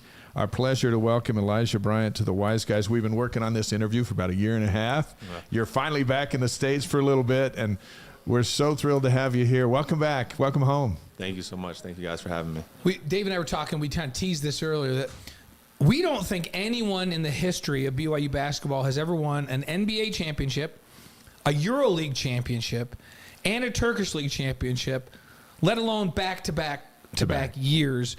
That's pretty cool. Has anybody else done that? I mean, Danny's won some world But he championships. didn't do that, and he didn't do them back to back to back. And when Greg was with the Celtics when they won a world championship, wasn't he? Great Yeah, guy, but not. I don't think they three. Did Freddie ever win one? I don't know. I don't know. Not three. But back to back to back championships. Like, this is a charmed life. You're having a great run here. I mean, obviously, I give all the glory to God. I think it takes a little bit of luck, but I also think being ready for your opportunity when it comes, allowing yourself the best chance to win. And God willing, I've been able to be on some really good teams with some really good teammates and have some success. When you were talking to Janelle's dad before you got married, and you were rolling out how you're going to provide for her in her life, did any of this stuff come up? Not necessarily. I mean, he was more focused, obviously, on being a man of God and that type of stuff. But I think he saw my work ethic and how I approached not just basketball, but everything in my life, and he kind of knew that if it's not basketball, he's going to be successful at something. Well, you're successful at a lot of things. Yeah. But you got 3 championship rings. Yeah. What's it been like for the two of you this last few years as you've kind of traveled the world with basketball? I think everybody knows what it's like to be a married student at BYU and be an athlete. There's lots of those, but this journey that you've been on has been pretty unique. What's that been like? Yeah, I think I try to take it, one day at a time. This lifestyle we live isn't for everyone, obviously. With the NBA situation, packing up our house that we lived for 10 months and getting on a plane and then having to separate. But I think, obviously, it's my wife's the secret sauce to it all. Keeping the house in order so I can really focus on the court. But it's I like to call it controlled chaos, right? And I think everyone has some sort of that in their life. Whether it's kids running around the house or whatever. Ours just happens to be in 10 to 12 bags traveling across the world. If you go to YouTube and you type in Elijah Bryant, there's some cool videos that come up with you and your family that highlight what you're talking about. But let's go back to 2014. You just win Rookie of the Year in the Colonial League at Elon College. What prompted you to transfer to BYU? Yeah, so for me, I'm all about getting better. That's my motto, 1 cent club, consistency over time. And I just felt like I accomplished everything I could do there, and winning Rookie of the Year kind of showed me that, okay, maybe I need to be on a bigger platform or bigger stage, better players. So obviously I visited Miami, Butler, and BYU, and I understood that the ball's going to stop bouncing one day, and I needed to grow in other aspects of my life, whether that's through my education, mentally, spiritually, physically, all that. So I thought, okay, at the time, in terms of those schools, BYU might not be the best basketball school per se, but if they have the best facilities, resources to provide me with the opportunity to excel my game, then that'll be good for me. Plus, I'll have the opportunity to be around like-minded people with the same religion. Yeah. And so was it an easy sell once you came here and looked around? Yeah, I visited my junior year. Not official, unofficial visit. And I loved it. It was the mountains. It just seemed so surreal. And I like, dang, it'd be so nice to play at BYU, be around like-minded people. And then right after I committed to Elon, I don't know if I told this story, I got the notification that the lefty, Matt Carlino, was transferring. Yeah, Matt. And they were kind of telling me, oh, okay, we don't know if someone's leaving, not leaving. So I called my coach and I commit. Less than 5 minutes later, the notification comes through and says Matt Carlino's transferring. I'm like, it's not meant to be. It's not meant to be. So then I end up going to Elon and then transferring to BYU, and it all worked out. Timing's an amazing thing. Exactly. In your mind's eye, you talked about, hey, I want to become more well-rounded and be around like people. Did you picture Janelle someplace in that as you were thinking? I go to BYU. I'm certain you didn't know it was Janelle, but yeah. I'm going to find my Janelle when I get there. Was that part of the plan when you came here? Yeah, I think, thinking about my life after basketball, and I wanted to find my wife at school with the same religion. So I think that was a big selling point, not just for the school, but for me looking at the school, and that obviously helped a lot. Amber from New York says, congratulations on the little one. Oh, thank you. Who's not as little. Yeah. Congrats on that. We'll talk about that in a minute. You light up Portland on February 23rd, 2017. So you've come, you sat out, you did all that stuff. Now you're in 39 points, 21 of them from 7 3-point shots. Is this the night where you start thinking, hey, I might be able to get a job shooting hoops? I think for me, my belief has always been that I'll play basketball professionally. Obviously, I want to play in the NBA and sustain NBA career. Being an athlete, there's a borderline between cocky and confidence, and Right. you have to kind of tote that line. So a lot of people look at it and say, "Oh, he's leaving early. He doesn't." But people don't understand. In order to make these teams, make the NBA, win championships, you have to believe in yourself. So it wasn't specifically that game. I always knew that I would be ready for my opportunity when it came, and obviously that game gave me some confidence going into that year, dealing with some injuries before that. Yeah. But I think me as a player, I always knew I would be successful in basketball, whether that's NBA, overseas, or whatever that is. I wanted to ask you about, you mentioned the injuries. Dr. Lynn's a good friend of mine that worked with you, Charlie Lynn. And, you had some pretty serious injuries that you had to do. People see the polished player that was great, could create your own shot and do all that. They saw that guy out there, but they didn't.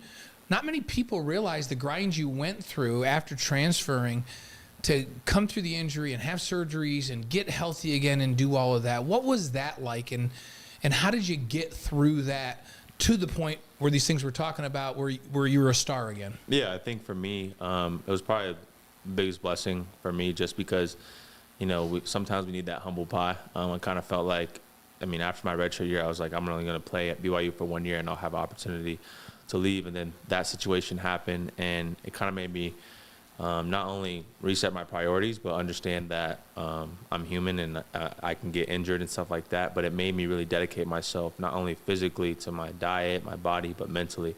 That's when I really locked in to working with Craig Manning and really understand the dynamics of, the psychology behind sports. And I think that's helped me be very successful dealing with overseas. You go in the gym and the rim's a little bit crooked, or you go in the gym and the gym doesn't have AC. So there's all these different things you can't control. But I think having that situation, adversity, and learning how to problem solve through that helped me a lot. 2 days after you get the 39, you go into Spokane. First time in program history, BYU beats a number one team in the country as you beat Gonzaga 79-71. You tie the game at 71 with a couple of free throws, and then the guys pull it out, and you finished with 14 points.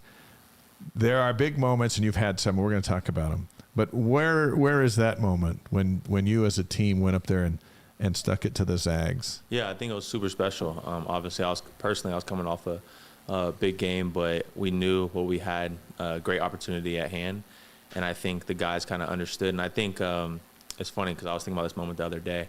Someone was discussing something about a basketball situation, and the coach brought him in and kind of smiled and said, "Isn't this fun?" Like, I remember Rose, we were like, they came out like this destroying us. We were like, wow, we understand why they're so good. Like a 12-0 run or something like that. And Rose just brought us all in and started laughing, and we were just kind of threw us off, but also kind of reset us too, because we were expecting to get, cussed out. Like, why are you doing this? Why are you doing that?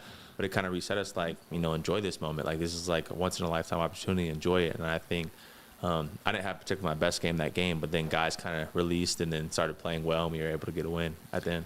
Yeah, Coach Rose, he won a lot of games for a reason. He kind of could sense what that team needs. Sometimes he needed to get into it, and other times he needed to lighten the moment, and he could tell you needed a lighter moment, it sounds like, in that one.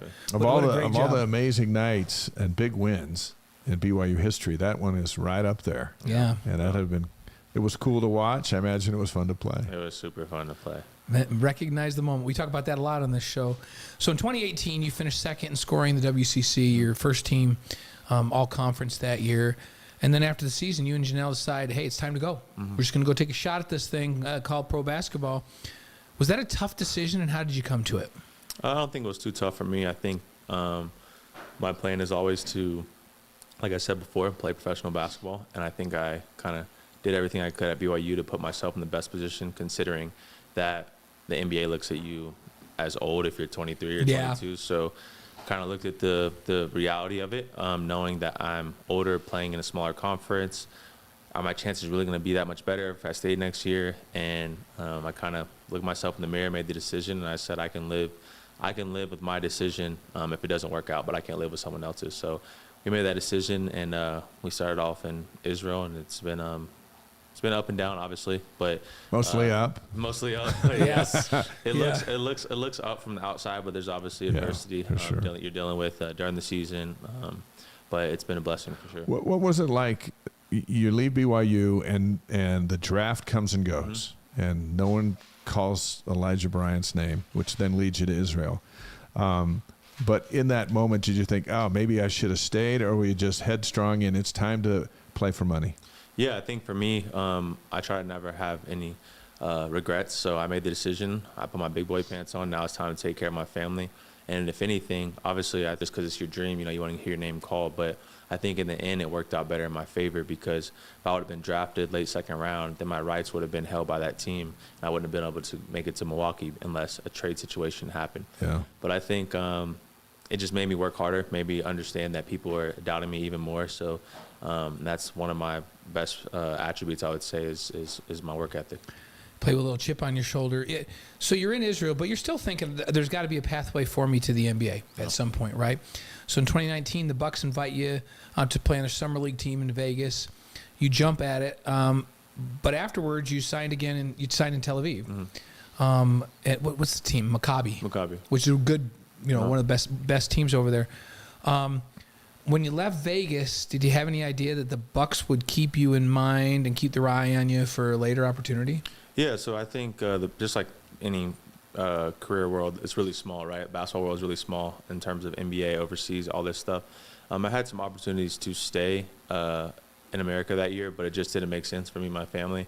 And so I decided to go back, and obviously I played well in that summer league. So the Bucks said, we'll keep trying to figure out a way to, if this can work out. And then God willing, that summer, or not that summer, late in that year, something started shaking and moving, and we got something worked out. Yeah, Elijah, how'd that call go? Yeah, I mean, yeah, that's good. You said later it worked out. So you're playing, and then they call, and it's late in the season. They're like, "Hey, we need you, right?" Well, tell us about that call. That had to be a great moment. And this is now May of 21, right? Yeah. So it's almost a year and a half later. Yeah. The call comes to your agent, and your life's about to change. Yeah. So they called early in the year and wanted me to be on a two-way contract. It's a little lower level contract, and I didn't really want to do that. I was in the middle of the season. It's just a lot to move. And then they called later and said, hey, we want to, sign him to a real contract where we're going to waive this guy. And overseas, I didn't have an NBA buyout at the time, so you have to figure out exactly what the, negotiations are. And my agent was kind of telling me, I always tell him, like, be realistic with me. Like, what are the chances this is going to happen? He's like, this is tough because you don't have an NBA buyout. Now the team knows the NBA wants you. They're going to try to ask for everything. I said, give me every owner's number. So I called every single owner on the phone. Like, it would be like calling Ryan Smith on the phone. I called every single on the phone and just explained to him the situation that I'm in, and that this is a dream of mine. Please don't take this away. So, which I could live with that if they said no, but knowing that I tried everything in my possible power to do it. So I did that, and it ended up working, and we were able to get to Milwaukee. And did your agent learn a lesson that I need to put a buyout clause from the NBA in his next contract? Well, I had a buyout clause. I was buyout clause before that summer, but this is the last year on this deal. Oh. So it was kind of like, but there's always a way to get out of a contract when you start talking money. So yeah. Elijah Bryant, former BYU star, international star currently, is with us and is one of his rare North American interviews. That's right. What we'll call that, a rare North American interview. Let's go to May 16th, 2021. After all the hopes and dreams and all that stuff, growing up wanting to play in the NBA, you're in the NBA. The Bulls are the opponent. You're playing for the Bucks. It's your one and only, so far, NBA regular season game, and you go for 16 points. Yeah. So let's talk about the first basket that you made. Do you remember the moment, the feeling, or was it just all locked in business? No, I remember it because I remember it was a tight race. They're in the standings, and I remember the coaches watching the game and kind of figure out who's playing, who's not playing. And then once they kind of figured out who's playing, they came in, you're dressing, and all of a sudden I remember I was in the back, and I was like, because the warm-ups, like I had never really worn the warm-ups, so I was like, the other guys were laughing at me. I was like practicing ripping off the warm-ups, and they were just like dying laughing. And I'm like, bro, I'm not going to be the first time out there and get embarrassed and not be able to rip them off. So we come out to the court. They get kind of notification that I think Cleveland won or Brooklyn won, so this game didn't matter. So all the main guys, I'm not playing, whatever. And main guys, we're talking about some of the best in the world. Yeah, Giannis, Drew, So Giannis to us, and I've not been next to Giannis and haven't called games when he was in college or any of that. We get around a lot of athletes, but he seems like a freak among freaks. Is he great to play with? He's a Greek freak, obviously. Yeah, he's very, very athletic. Nobody that big and that long is supposed to be able to run and jump and do all that, right? Exactly. It's very, It's freaky. So you're on the bench, and the coach looks at you and says, Bryant, you're in? What was that moment? I remember it because I was sitting next to Drew, and we had the COVID mask on because you had to wear a mask on the bench. And good thing we did, because it felt like I felt like I could see my heart like bouncing from my chest before he called me in, because I knew, like, you kind of know, like, okay, like they've been in for 5 minutes, like someone's about to get subbed out, and someone finally calls me in. I'm just making sure I take everything off right, because in the NBA you can wear whatever you want on the sideline in terms of like warm up. So mask, this shirt, that shirt, pants. Okay, I'm off, I'm in. I told myself, like, to calm the nerves, as soon as I get in and touch it, if I'm open, I'm shooting it. I'm shooting it. That's the first thing I'm doing. You're going to shoot. That's going to calm your nerves. You're just going to shoot it. I'm just going to shoot it. No matter where you're at. No matter where I'm at. If I'm open, I'm shooting it. So I come running down the middle of the court, and I catch it wide open and just let it go. And it goes in, obviously. So we're out way past the three-point line, or what? It was a regular three, but the NBA three, people don't understand, is like really far if you're coming from Europe. And I had just arrived like a few days ago, right? So I shoot it, and it goes in, and finally I just feel like, okay, I'm here. Did you have a sense of, so you took a breath, right? You're like, okay, I'm here. I made a bucket, and I can settle in. But did you feel like this could be good? That felt good coming out of my hand. You know how that is? Some days it feels great coming out of your hand. Did it feel like that? It felt like that, and it kind of felt like, this is basketball. I've been playing this my whole life, you know? And there wasn't that many fans there at the time because COVID. I don't even remember if there were fans there, but then it was just like a regular basketball game. Everything's zoned out, and then now we're just playing. Obviously, guys are faster, stronger, but it's just basketball. But you get 16 points, which is a great sign for your teammates. So here's this kid that's come over from the EuroLeague, and he goes in, he scores 16 points. What were their reactions? They were excited. I mean, I think guys were more focused on this playoff run, but guys knew I was excited. And for me, I kind of felt like, you know, I earned a little bit of a stripe, you know, like, okay, this guy's not just some random guy. He actually knows how to play basketball, you know, so, you know. Well, the playoffs begin then because you came in late, but that was a great precursor to the playoffs because that probably gave the coaches some confidence in you. You played in 11 games. The Bucks beat the Suns to win the NBA championship. Now you have an NBA ring on your finger. Do you have it? No, I didn't. I don't have it today. It's like these guys always ask me, why don't you wear your national championship ring? I said, because I only wear it if I need better reception on television because it's too big. Is that thing just giant, that it's NBA way ring? Too big, So Andy Reid was asked at the Chiefs celebration of the Super Bowl where his Super Bowl ring was, why he didn't wear it, and he goes, this is my Super Bowl ring, and held up his wedding ring. Because he's like, Tammy's the greatest thing he's ever done, which is awesome. But so how cool was that to be involved in that run, to play, to be a part of it, to have that ring, to know that you earned that ring? Like it's got to be a rush. Yeah, I think it was super cool. I think a lot of people like to look at it and say, oh, you didn't play, you didn't do this. I mean, I gained a lot of, I learned a lot of things from those guys, and it wasn't necessarily like when the buzzer went off, like I was so emotional because people don't understand what it takes to just get there. Like from the coaches, from the players, even players that aren't playing, like all the sacrifices my mom made, all the sacrifices everyone in my tribe made, my family. So it was just super emotional to like really win an NBA championship just like in this span and like how everything played out. It was a big blessing, and it still seems surreal looking back at it. Well, guys like Giannis dream of scenarios where they could sit out the whole season and show up for the playoffs. Yeah. I think the Spurs have been trying to do that for years with sitting their stars, but to get it and to be a participant and I remember we were following your games, 11 playoff games for a young man who was in across this, over in Europe, in the Middle East, playing just a few weeks earlier. And I've looked at all the pictures of you and your wife with the trophy, and it's like a storybook. Yeah, no, it's definitely a blessing. It's surreal. I love that you said that it's almost like your whole life of preparation passed before your eyes as you took the moment. Yeah. That has to be cool for you to recognize all of the people in your family that are part of all of that, right? Yeah, I think it was just, I remember the buzzard, and it's kind of like gotta pinch yourself a little bit. Is this happening? Is this not happening? And I remember we were down. There's a lot of scenarios in the playoffs when we were down to Brooklyn and down to Phoenix. Just like, oh my God, like, how are we gonna be able to beat these? Like, you know what I mean? And the preparation and the confidence, borderline cocky these guys have. They did what they need to do, and now we're gonna do what we need to do, and they just take it one day at a time. Because there's like, I've seen pressure before, but that finals media pressure with all the lights on you, like, it's a lot different than anything I've ever seen.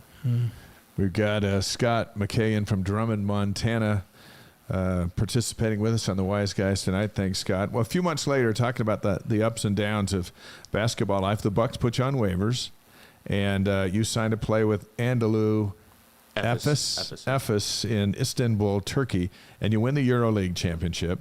And this past season, you're in the Turkish league. You win that championship. So as Blaine mentioned earlier, back-to-back-to-back international titles, because the NBA is international as well. For a kid from Gwinnett County, Georgia, are you starting to feel special? I think yes. I think I feel like my work is paying off, but I always feel like that little kid that no one ever believed in, that no one drafted. So it's just, I think it will always be in me, and I'm always trying to tell my brother, like, if you work, like I say, if you just have the 1 cent club mentality every single day, like, it's going to work out. You're gonna have highs, you're going to have lows, but just keep stacking those days, and eventually when you get done, you'll look and be like, wow, there's a lot in this piggy bank that I have. And I understand that, I have NBA championship, I have this, I have that, but I try to set new goals for myself every single year. First team EuroLeague, all this stuff to keep me hungry, keep me, wanting more. And I think if I do that, I'll be able to have some more success. What does Janelle think about all this? I mean, she sees the behind the scenes and how hard I work, so it's not like she expects it to happen, but when it does happen, she's not surprised. I think the NBA championship obviously is a surreal moment. It's the highest league in the world, so, but she understands how hard I work and what I've dedicated my life to, and she's obviously been a big part of that. So she doesn't slip into the wife mode of I have to be careful there, the wife mode of well, don't you just always win championships? No. She knows the ups and downs. She sees it. She sees the behind the scenes, shooting slumps or, not playing when I first get to Ephes. After playing for a little bit, it's a grind for sure. You referenced the 1 cent club when you say you're talking to your brother, and you got show them that.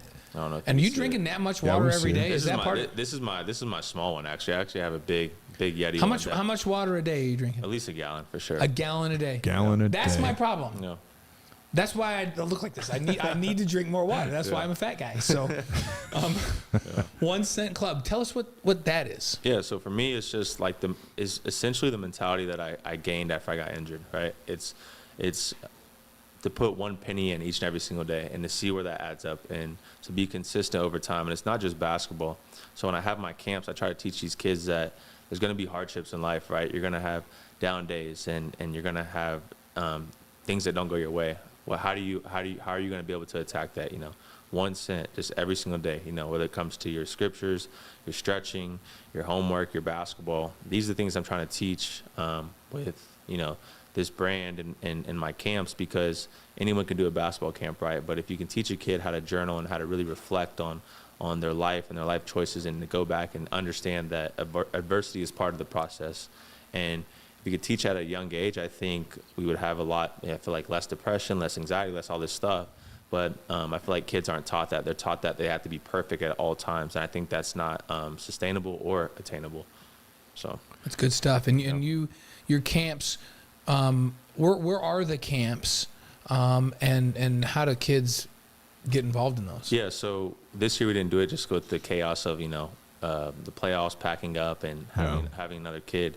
So I think the camps, the end goal is to have a camp everywhere I played. So Eilat, Tel Aviv, Provo, Turkey. That's the end goal, and to have have like a Thursday, Friday, and then Saturday have the community come together, have a special ed camp.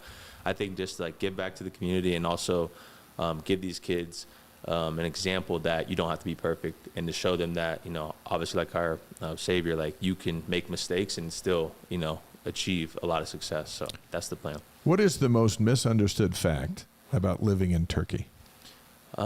People think it's unsafe, and it's really like, I guess I just been in Europe for a long time. I think when you first get there and you hear the mosque calls, that's kind of scary, like because you don't understand what's going on. But right.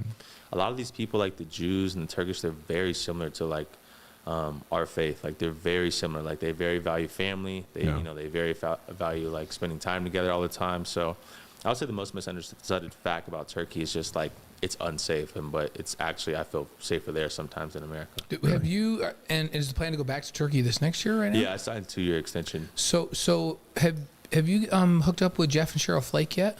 Yeah, we hang. We went. So actually, And we have to tell everybody. So Jeff was a former senator from Arizona. He's the ambassador to Turkey. He's a BYU grad. Yeah. And Jeff and Cheryl are over there in Turkey. We were talking about going over and visiting. They're really good friends. They live in Utah part of the year before they became the ambassadors, and they live right around the corner from us. And they're dear friends, and we traveled with them. I was hoping if you hadn't hooked up with them, I'm like, I got to get you with Jeff and Cheryl over there. Yeah.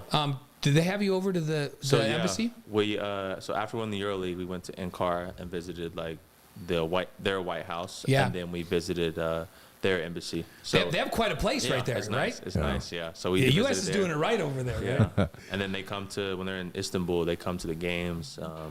And then when we go to Ankara and play, they come to the games. And so I see them all the time. I see them at the airport sometimes too when we're flying out. So Oh, I'm so glad that you and Janelle have made that connection. They're great people. I'm sure that they would look after you over there while you're there, right? Yeah, for sure. Yeah, I love them. Your faith's a big part of what you do, especially as a member of the Church of Jesus Christ of Latter-day Saints. And I heard you say, quote, the more you stick to the straight and narrow and hold onto the iron rod, the easier your life will be. In the chaotic world of professional basketball, what brought you to that conclusion? I think it's easy to look at now and say, like, look back, like everyone always asks, why do you have so much success? I think it's my foundation. I think my morals, my foundation, my family, what I stand for. I mean, I have these conversations with my teammates all the time. Why are you giving 10% of your money away? The Pope is wearing a Rolex and that's your money, that type of stuff. So trying to explain this stuff to my teammates and understand that, like, if I'm able to live and abide by my, obligations, commandments that I've made, my life will be 10 times easier. And I've seen it happen. Obviously, we forget sometimes, but that's why we have the journal and we go back and read exactly, how we've been blessed. And I think if I continue to do that, there'll be more blessings to come. Well said. That's great stuff. Is the goal of getting back to the NBA still the goal, or are you just now good with making a good living wherever you can? I think for me, I'll never be comfortable where I'm at. So I think, I'm obviously just trying to be the best Elijah Bryant I can be. And if that takes me back to the NBA, then I think, so be it. But I think it has to be the right situation for my family. I just won't go on just to be back in the NBA again, like per se what I do in Milwaukee. I think we have a good situation in Turkey and overseas, and we've kind of established ourselves there. So I think that's a blessing too. So kind of just try to be the best every single day, and then at the end, we'll kind of see what's in the piggy bank. Travis Hansen Piggy bank because he's just putting 1 cent. 1 cent in. 1 cent. Travis Hansen, who's been on the show, is a great example of wherever you're at, you can work and be successful. And what he did in the EuroLeagues over there changed his life. Yeah. And you and another handful of former Cougars over there have made a living. Exactly. I think people don't understand that there's a lot of levels to overseas basketball, and like you said, Travis played for some of the biggest teams, Real Madrid. I know he played in Russia, I think, as well. And people don't understand that sometimes you're making more money than NBA players over there. Right. And people kind of think, I remember sometimes someone asked me, do you have a second job? And I'm like, no, I don't have a second job. But I still do. I just win the EuroLeague. Hey, that's all I got. People ask us that all the time. Like, you cannot be making a living talking on television. So do you have a second job? We're like, no. Yeah, exactly. So I think people, it's definitely a blessing to, play a game for a living. It comes with highs and lows as any other career does, but for us, we're super grateful. What do you think of BYU going to the Big 12 and playing basketball with those teams? Yeah, I think it's exciting. I was up there a few weeks ago with my brother for camp and watching them practice. I'm glad I'm not doing college workouts anymore. I can say that. Yeah. Those guys are grinding, man, from lifting to basketball to school to camps. It's a lot of work, man. So I'm glad they're getting some money now, to say the least. Yeah. But I think it's exciting for them to go to the Big 12, not just for the aspect of basketball, but I think BYU's brand to spread the bigger message, of the church. So I think it'll be exciting. It'll probably take a few years, entering a bigger, better players, more athletic. But it's going to be so cool to see the Marriott Center sold out to these big teams. Yeah, it's like you may be playing Gonzaga back-to-back games in that league, right?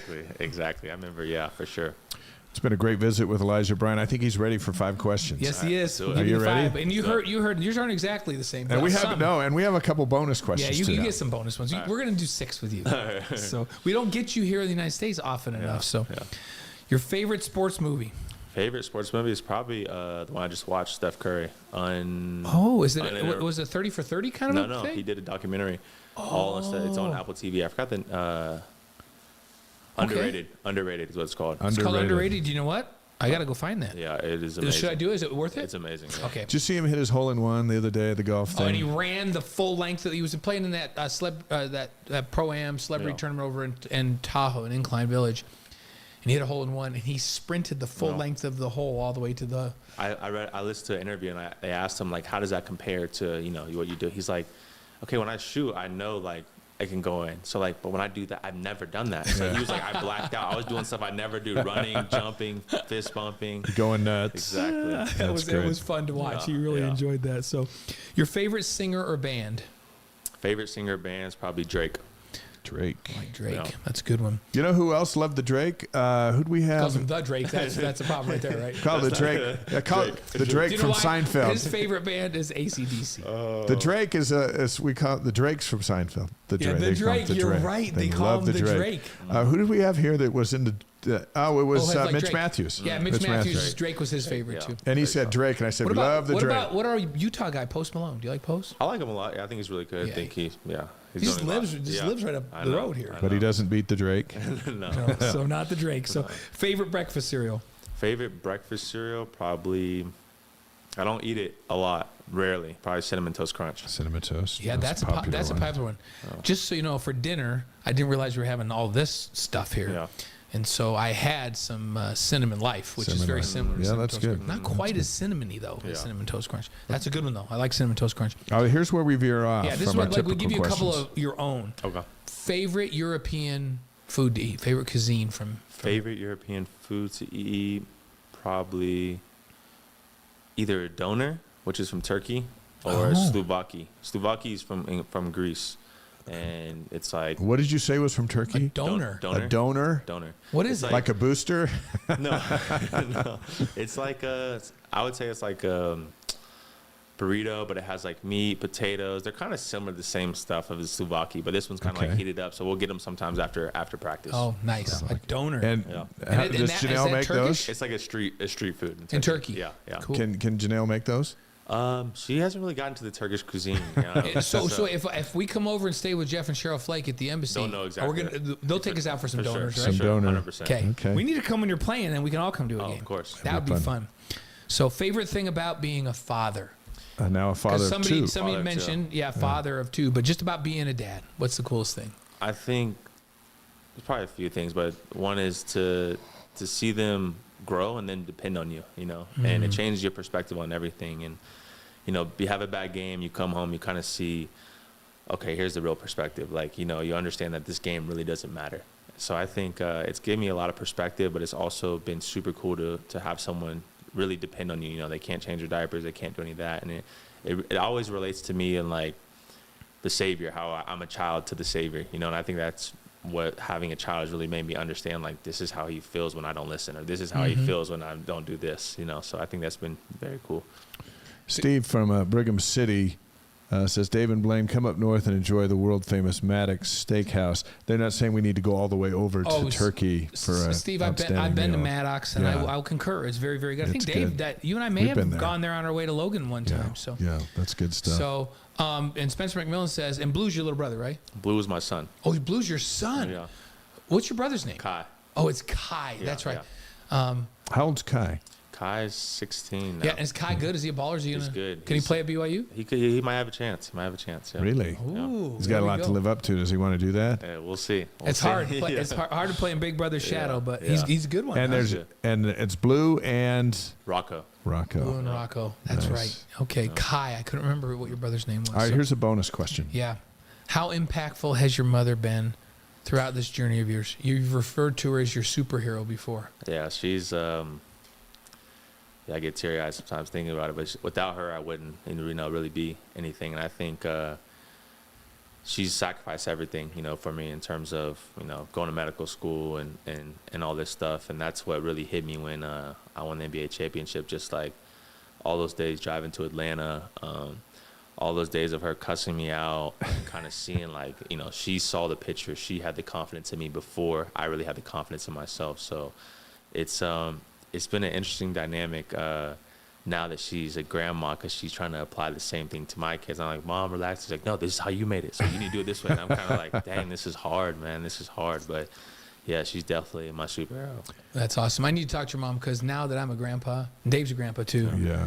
We've realized that it's the best gig in the world. Yeah, they're better than You'll the get there kids. someday, because the greatest day in your life with your kids will come one day, Elijah. And it's when your 25-year-old says, Dad, you know, when you told me this and this and this, man, you were so right. I don't know why I wasn't listening. That's a big day. Yeah.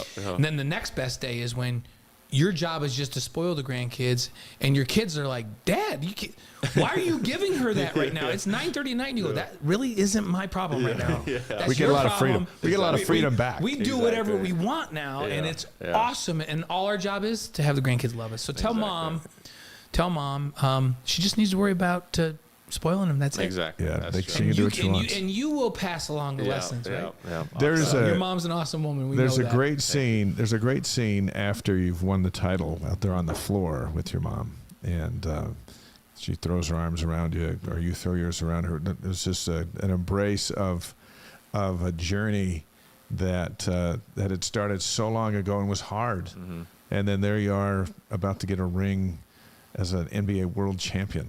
Yeah, it was surreal. It's kind of hard. I think I heard Chris Paul talk about it, and Steph Curry talked about it. You always feel like you're in this rat race. You know, you're trying to chase the next achievement. And I think I won't really appreciate it until I retire and kind of sit back and really admire what not only I did, but my whole tribe did. And it's sometimes I look at the ring and I'm like, wow, this is amazing. But then I'm always focused on, okay, what's the next step to get another one, or what's the next step to be a better Elijah Bryant. So that's where I'm trying to focus now. And Lou, FS opens the new season October 5th against FC You guys on the Barcelona. road in Barcelona, or are you at home? I have no idea. I didn't even look at the Do you know schedule Dave? yet. I think it's at home, because I think I'd have written I literally just flew in from Barcelona. Oh, okay, yeah, okay. so But which I love that city. yeah. October 5, that's just around the corner. Yeah. So when would you head back? So we leave August 20th to head back. So 19 more days, and we'll be And out. that's it? That's Your it. North American escape of what, about 2 months? 2 months. Yeah, it's a short season for guys, or short off season for guys overseas. So Yeah. I know, and you implied and talk about the things that are hard in your career and stuff, but isn't it just a blast for a former college basketball player to get paid to play basketball at the highest levels? Exactly. It's a blessing. I know.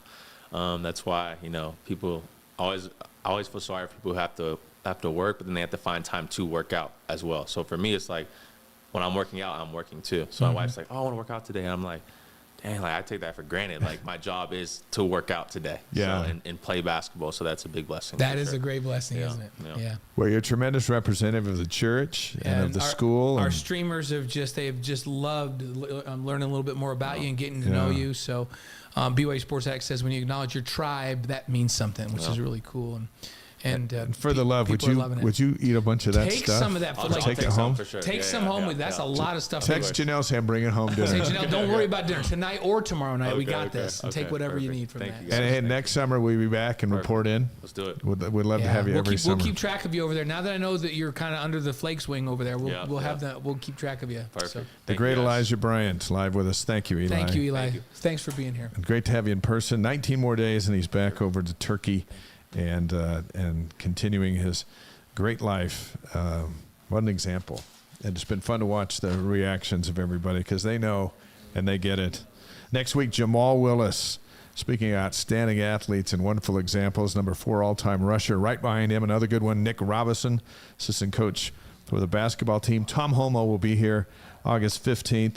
And then we start to go with a Hall of Fame theme. We're just going to go on a Hall of Fame run. We're going to go Hall of Fame Olympic runner Henry Marsh, Hall of Fame tight end Dennis Pitta on the 22nd. Then 29, let's bring a BYU and NFL Hall of Famer and former NFL MVP Steve Young in. That's going to be And a BYU cool. Hall of Famer Elder Vi Sikahema. That's going to be awesome. And actually, Vi wanted to stick around or come a little bit early because I think we have Steve on first. Yeah.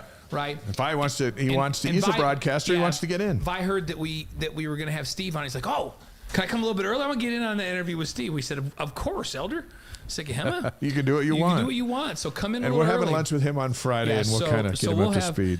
So what a lineup. Jamal and Nick Robinson, Tom Homo, Henry Marsh, and Dennis Pitta. And Henry Marsh is going to be with us the week that Kenneth Rooks is over competing at the World Championships. Right. That's So where give us we thought that would be a great little bit of a preview time to have him in there. and then that will cap off the month of August. We'll promise you a preview of the opener. And that one, we'll do a little bit about what they're going to do. But to have Steve Young and Vi Sikahema on the same show is really fun for me. I think we may go late that night. Yeah, that'll maybe be go fun. deep into the night. Get ready to buckle in for that one. We got a few more minutes. Live streamers, stay with us and keep posting where you're listening from. We've been all around the world again tonight, and we've still got a few more minutes tonight together, and we want to go over a couple of things.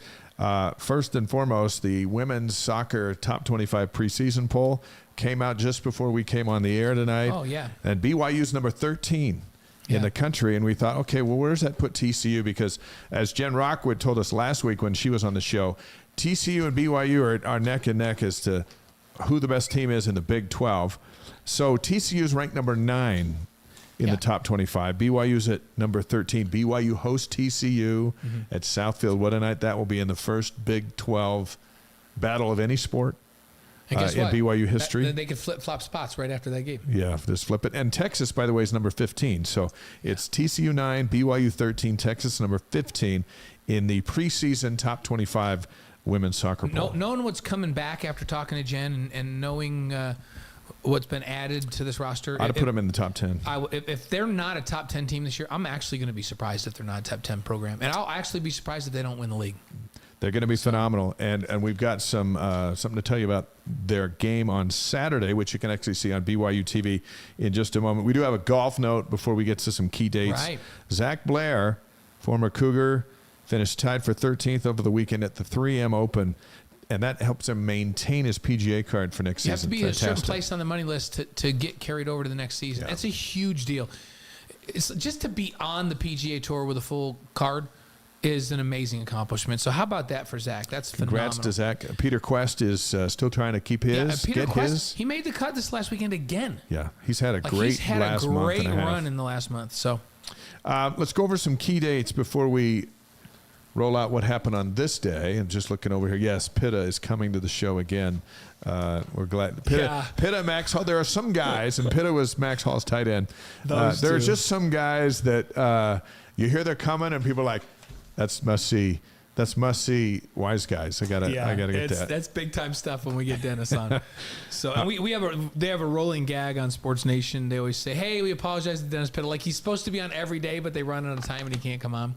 We always have time for We Dennis. always have. Anytime Dennis wants to come on, he just calls and we bring him on. So There are some key BYU dates that we want to get to. And by the way, earlier tonight, just before we came on the air, we finished up, after further reviews, the touchdown show. Right. We showed every touchdown from last season, 54 of them, and then we broke them down, and we had a great time. If you have a headache, turn on the touchdown show. You won't have one at the end. You'll just be right. You feel very, very good surrounded about by everything. bliss. This next week, we have the Big 12 preview show on After Further Review. That's at 7 Eastern, 5 Mountain on the BYU TV app next Tuesday. And we're excited about this. We're going to go blow by blow through the season with a little history and some of our relationships already with the teams that play. We've been working on this, both Nixon and I and you, all three of us have been working on this one for weeks. So we've got a little bit of a preview for every team on the schedule.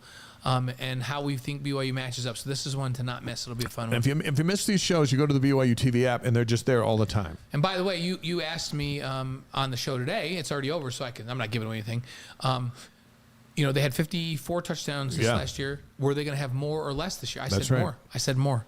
And then I said we're going to have to make the touchdown show a 2-hour special. Yeah, and we're going to do 2. It's going to be part 1 and part 2 because I think they're going to need more to win in this league. You know what? It's going to be awesome. That first possession of the Sam Houston game where Slovis and the guys run out there just to go, all right, what's about to happen? Yeah. And then who knows? Fun. Nobody knows. The guys they're doing a play on the all of our streamers about the Dennis Pitta thing. So they're saying, sorry, Dennis, we ran out of time. Not on Wise Guys. Not on Wise Guys. We always have time. So hey, here's some key dates to keep in mind. And starting on Thursday. Right. the NFL Hall of Fame game on NBC. Zach Wilson's going to start for the Jets against the Browns. And I saw a quote from Aaron Rodgers today. I love that which quote was from Aaron fantastic, Rodgers. talking about the development of Zach that he's seen in just the last couple weeks. And he said that this is what Aaron Rodgers says, he's going to look back on this time and realize that this was basically a really good thing for him. A chance to step back, to learn, to get better. And then he said, I feel like he's going to be in this league and a good player for a long, long time. Yeah. Aaron Rodgers. That was awesome. It was really nice. Hey, Kellen just posted on our live stream. Listen to y'all. Y'all, you know what state we're talking about? If you While said driving y'all. from Houston to Dallas. Thank you for the entertainment, Kellen Knight. So- Kellen, thank you for joining the Wise Guys. And you served your mission in Texas, so you said y'all when you came back. You also said you were fixing to do stuff, which I never understood. Yeah, So fixing is a word do you, that do you is think great. Kellen was fixing to drive from Houston and Dallas and knew that he could listen to us? I think he was fixing. And the good thing is he drove safely, and now he's Yes, back. he did. So we're eager to see Zach Thursday night on NBC. And you know what else I'm excited about? Seeing a football game on TV that's Yeah. live, because now there's going to be football till the Every Super week. Bowl. And Spencer McMillan also, and thanks, Spencer, for being so involved. All you guys have been really involved tonight. We Yeah. love it. He basically said, and he's referring to Aaron Rodgers, that he's got Zach's back. Which, as I've watched clips and seen comments coming out of camp, I feel that's a very true statement, Spencer. Like he has had Zach's back throughout this whole thing. I see him walking over after Zach has a couple of plays and is in with the group, and he comes over, and then Aaron's talking to him. And this is a great opportunity to learn from one of the best that's ever played that And position. I'm eager to see how Jaron Hall cashes in on that same relationship Yes. with Kirk Cousins, only Hall comes in as a freshman or a rookie that they're not They're not throwing in there. expecting him to start and throwing him into And the cheering fire, him which up. was the worst thing that ever could have happened to Zach. So All right, so Thursday night we'll be watching Zach. August 5th on Saturday, the women's soccer blue-white game. That's on BYU TV at 7 Mountain Time. So exhibition games can be on BYU TV. Everything else is going to be ESPN Plus for women's soccer. which will be our guys calling it a lot on Yeah. ESPN Plus. But we already mentioned August 8th is our AFR Big 12 preview show. We put the graphic up. Don't miss that one. That's one of our most fun shows of the year. And then August 10th, another soccer exhibition. This is BYU at Rutgers. Obviously, that won't be on BYU TV. And then the 12th, 2 days later, they're back at Southfield, an exhibition game against Idaho State, also on Right. BYU TV.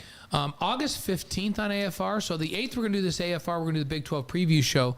On the 15th, we're going to do player previews. So we're going to pick and highlight some of the key players for the coming season, and we'll talk to you about their skill sets and show you some videos. So that'll be a fun show as well. Some of the new guys, yeah. The August 16th, Cougar Kickoff, that's from 6 to 9 here local time, Mountain Time, at the Student Athletic Building practice field, same area where we had the Big 12 party on July 1st. All the fall sports will be there. Coaches, players, fans, mix and mingle and have a good time. That's just around the corner. We're in August now. That's in 2 weeks, August Right. 16th. August 17th, soccer season opener. That's St. Louis at BYU. That's on ESPN Plus as part of the regular package. More player previews on AFR on August 22nd. That's a three-parter, really. The 26th, women's volleyball opener. BYU versus Pittsburgh. It's up in Missoula, Montana. It's in Missoula, tournament. Montana. Yeah. BYU, remember, is picked second in the Big 12 behind Yeah. defending national champion Texas. August 29th, we'll finish up our previews of individual players. And yes, August 29th, it'll be Slovis, it'll be Robbins, it'll be Epps, Yeah. Roberts, the big dudes on that team. And then we'll also preview Sam Houston. That's on the 29th of August on AFR. Yeah, and that Sam Houston game comes up on September 2nd. That's an 8:15 Mountain Time kick on FS1. And That's a busy month. People were asking us next week. We'll have a little more on practice because we'll have a week's worth of the body of work. Everybody was saying, "You can say anything about practice today?" So today and tomorrow, were first two practices. They're just in t-shirts and shorts, and they're doing a lot of conditioning and learning where each drill is and what they're doing. They did get together and run some, 7-on-7, but not a lot today. Although I will say Keaton Slovis hit Cody Epps on a deep, beautiful throw. That's what you want to hear. Which we're going to see a lot of. So nothing of note today. Nobody, What's we get in next week? Nobody conspicuously missing. Yeah. Nobody knew that we weren't expecting to be there. Just a good, crisp practice. I feel like BYU's got a lot of veterans, and they're going to get a quick start this year in practice, and they'll be able to install a lot of stuff really quick. Even though there's a lot of new players as transfers, they're experienced. There's enough experience around them for them to lean on the player next to them and go, yeah, this is how we do this. This is what you do on this play. So I think they'll be ahead of where they were last schedule throughout camp and be ready to roll. Spencer McMillan. By the way, Spencer, we've mentioned you enough tonight that you are now obligated to get us 5 new viewers. That's right. By next Go week. recruit us 5 new viewers by next week. But he suggested And we it is his add birthday. August 18th into key dates as his birthday. Oh, because he'll August be 18th. Because Spencer will be 30 on so August 18th. Spencer, we got you. We got your back. And so now you've got to go find us some more. So let's roll out of here with On This Day on August 1st. There's just a lot of things going on, and then we look at history, and a lot of things have gone on the first day of the month. Yeah, August 1st is a big day in history. This is in 1781, the day that British General Cornwallis surrendered in Yorktown in Virginia and ended the Revolutionary War. 1781 on August 1st. That was the end of it. Just think if he hadn't, we might be all soccer fans. That's a different kind of a perspective. I think you're right. Now we're football fans because part of that happened. 1831 on this day, speaking of the Brits, the London Bridge opened to traffic. So 1869, the first voyage down the Colorado River. What do you think that was like? You're just cruising down the Colorado. You don't even know, pretty amazing, actually. Yeah. I just think about how young things are here and how there's no dams, right? So you're just going. I was in Barcelona and I had dinner one night, and they were telling us, yeah, this restaurant has been in consecutive, use as a restaurant ever since 1870. Picasso used to come here all the time, and I'm going. Tried the veal. 1870. I don't think there was a restaurant in Utah in 1870. Was I don't there? think so. Maybe there was. 1869, there was a voyage down the Colorado River. Hey, when's the last time you had a quarter in your hands or in the car, the change? 1932, the George Washington quarter goes into circulation. There you go. 1936, Adolf Hitler opened the Summer Games in Germany. Boy, did things change after that. Yeah. Oh, man. 1958, the price of a stamp here in the United States was 4 cents. I got to be honest with you. I don't even know what it is today. What's a stamp now? I don't know, but I just get a book. Do you ever mail anything? I just get a book. I still do. My wife doesn't like it. She's like, why don't you just send email it? Email, but sometimes I still mail I don't stuff. know what the cost of a stamp is. It's too much. It's not 4 cents. Yeah. I just buy a book and I'm not sure. Hey, by the way, I bet it was beautiful down the Colorado River. Newt says until they hit the rapids, then it wasn't so beautiful. Yeah, then it was a white knuckler. A wooden boat would have been bad. A white knuckler on white rapids. So, how about 1964? The Beatles song "It's a Hard Day's Night" goes to #1. It's been a hard day's night. 7 years later, 1971, the Sonny and Cher show debuts on CBS. I got you, babe. I'm gonna sing all the songs that go with all this stuff. By the way, 1973, the Virginia Squires trade Julius Erving, Dr. J, to the New York Nets. Yeah, they were tight on cash, and they had to move Dr. J. And I don't think it worked out for him, but it worked out for Dr. J. 1987. Now we're in our era. MTV Europe launches, and their first video they showed was "Money for Nothing" by the Dire Straits. So we had our MTV that got going earlier, and then they went to Europe and they started with the Dire Straits. Do you know who liked Dire Straits? Like, this is crazy. Lavelle Edwards.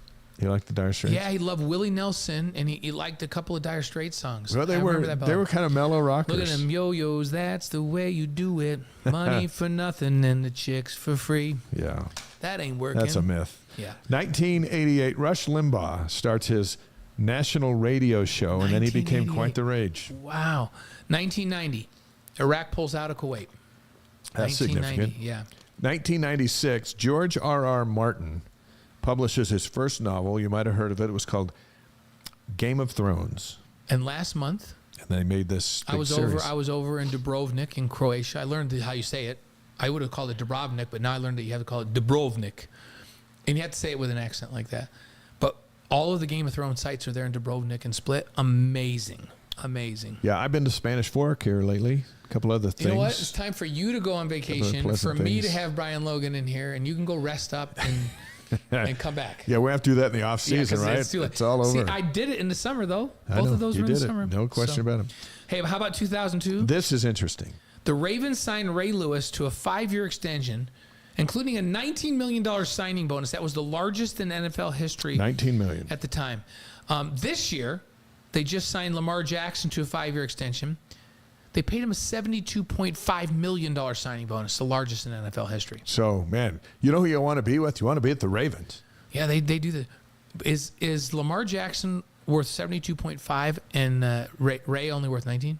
You know what? I'm telling you, Ray's better than. And that's just not. That doesn't include his salary. Ray, that's a signing bonus. Ray is a better player than Lamar. Now, Lamar has still some time to prove that he's better, but Ray Lewis, you could argue he's the best linebacker in history. Lamar's just in the right time. Yeah, time's on the side of quarterbacks. Bonus. It's not a running backs league anymore. It's quarterbacks league. Just so you guys know, if I get a $72.5 million signing bonus for everything, I'm not doing the show anymore.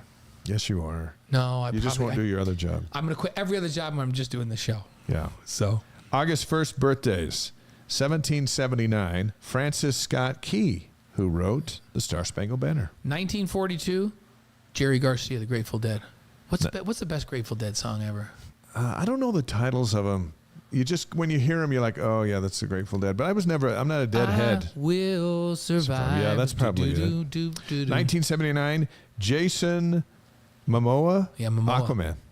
Yeah, he's a big dude. He was born today. Yeah, 1979. And August 1st, there's a death that's notable, especially for folks in Utah. Yeah, especially if you're from southern Utah.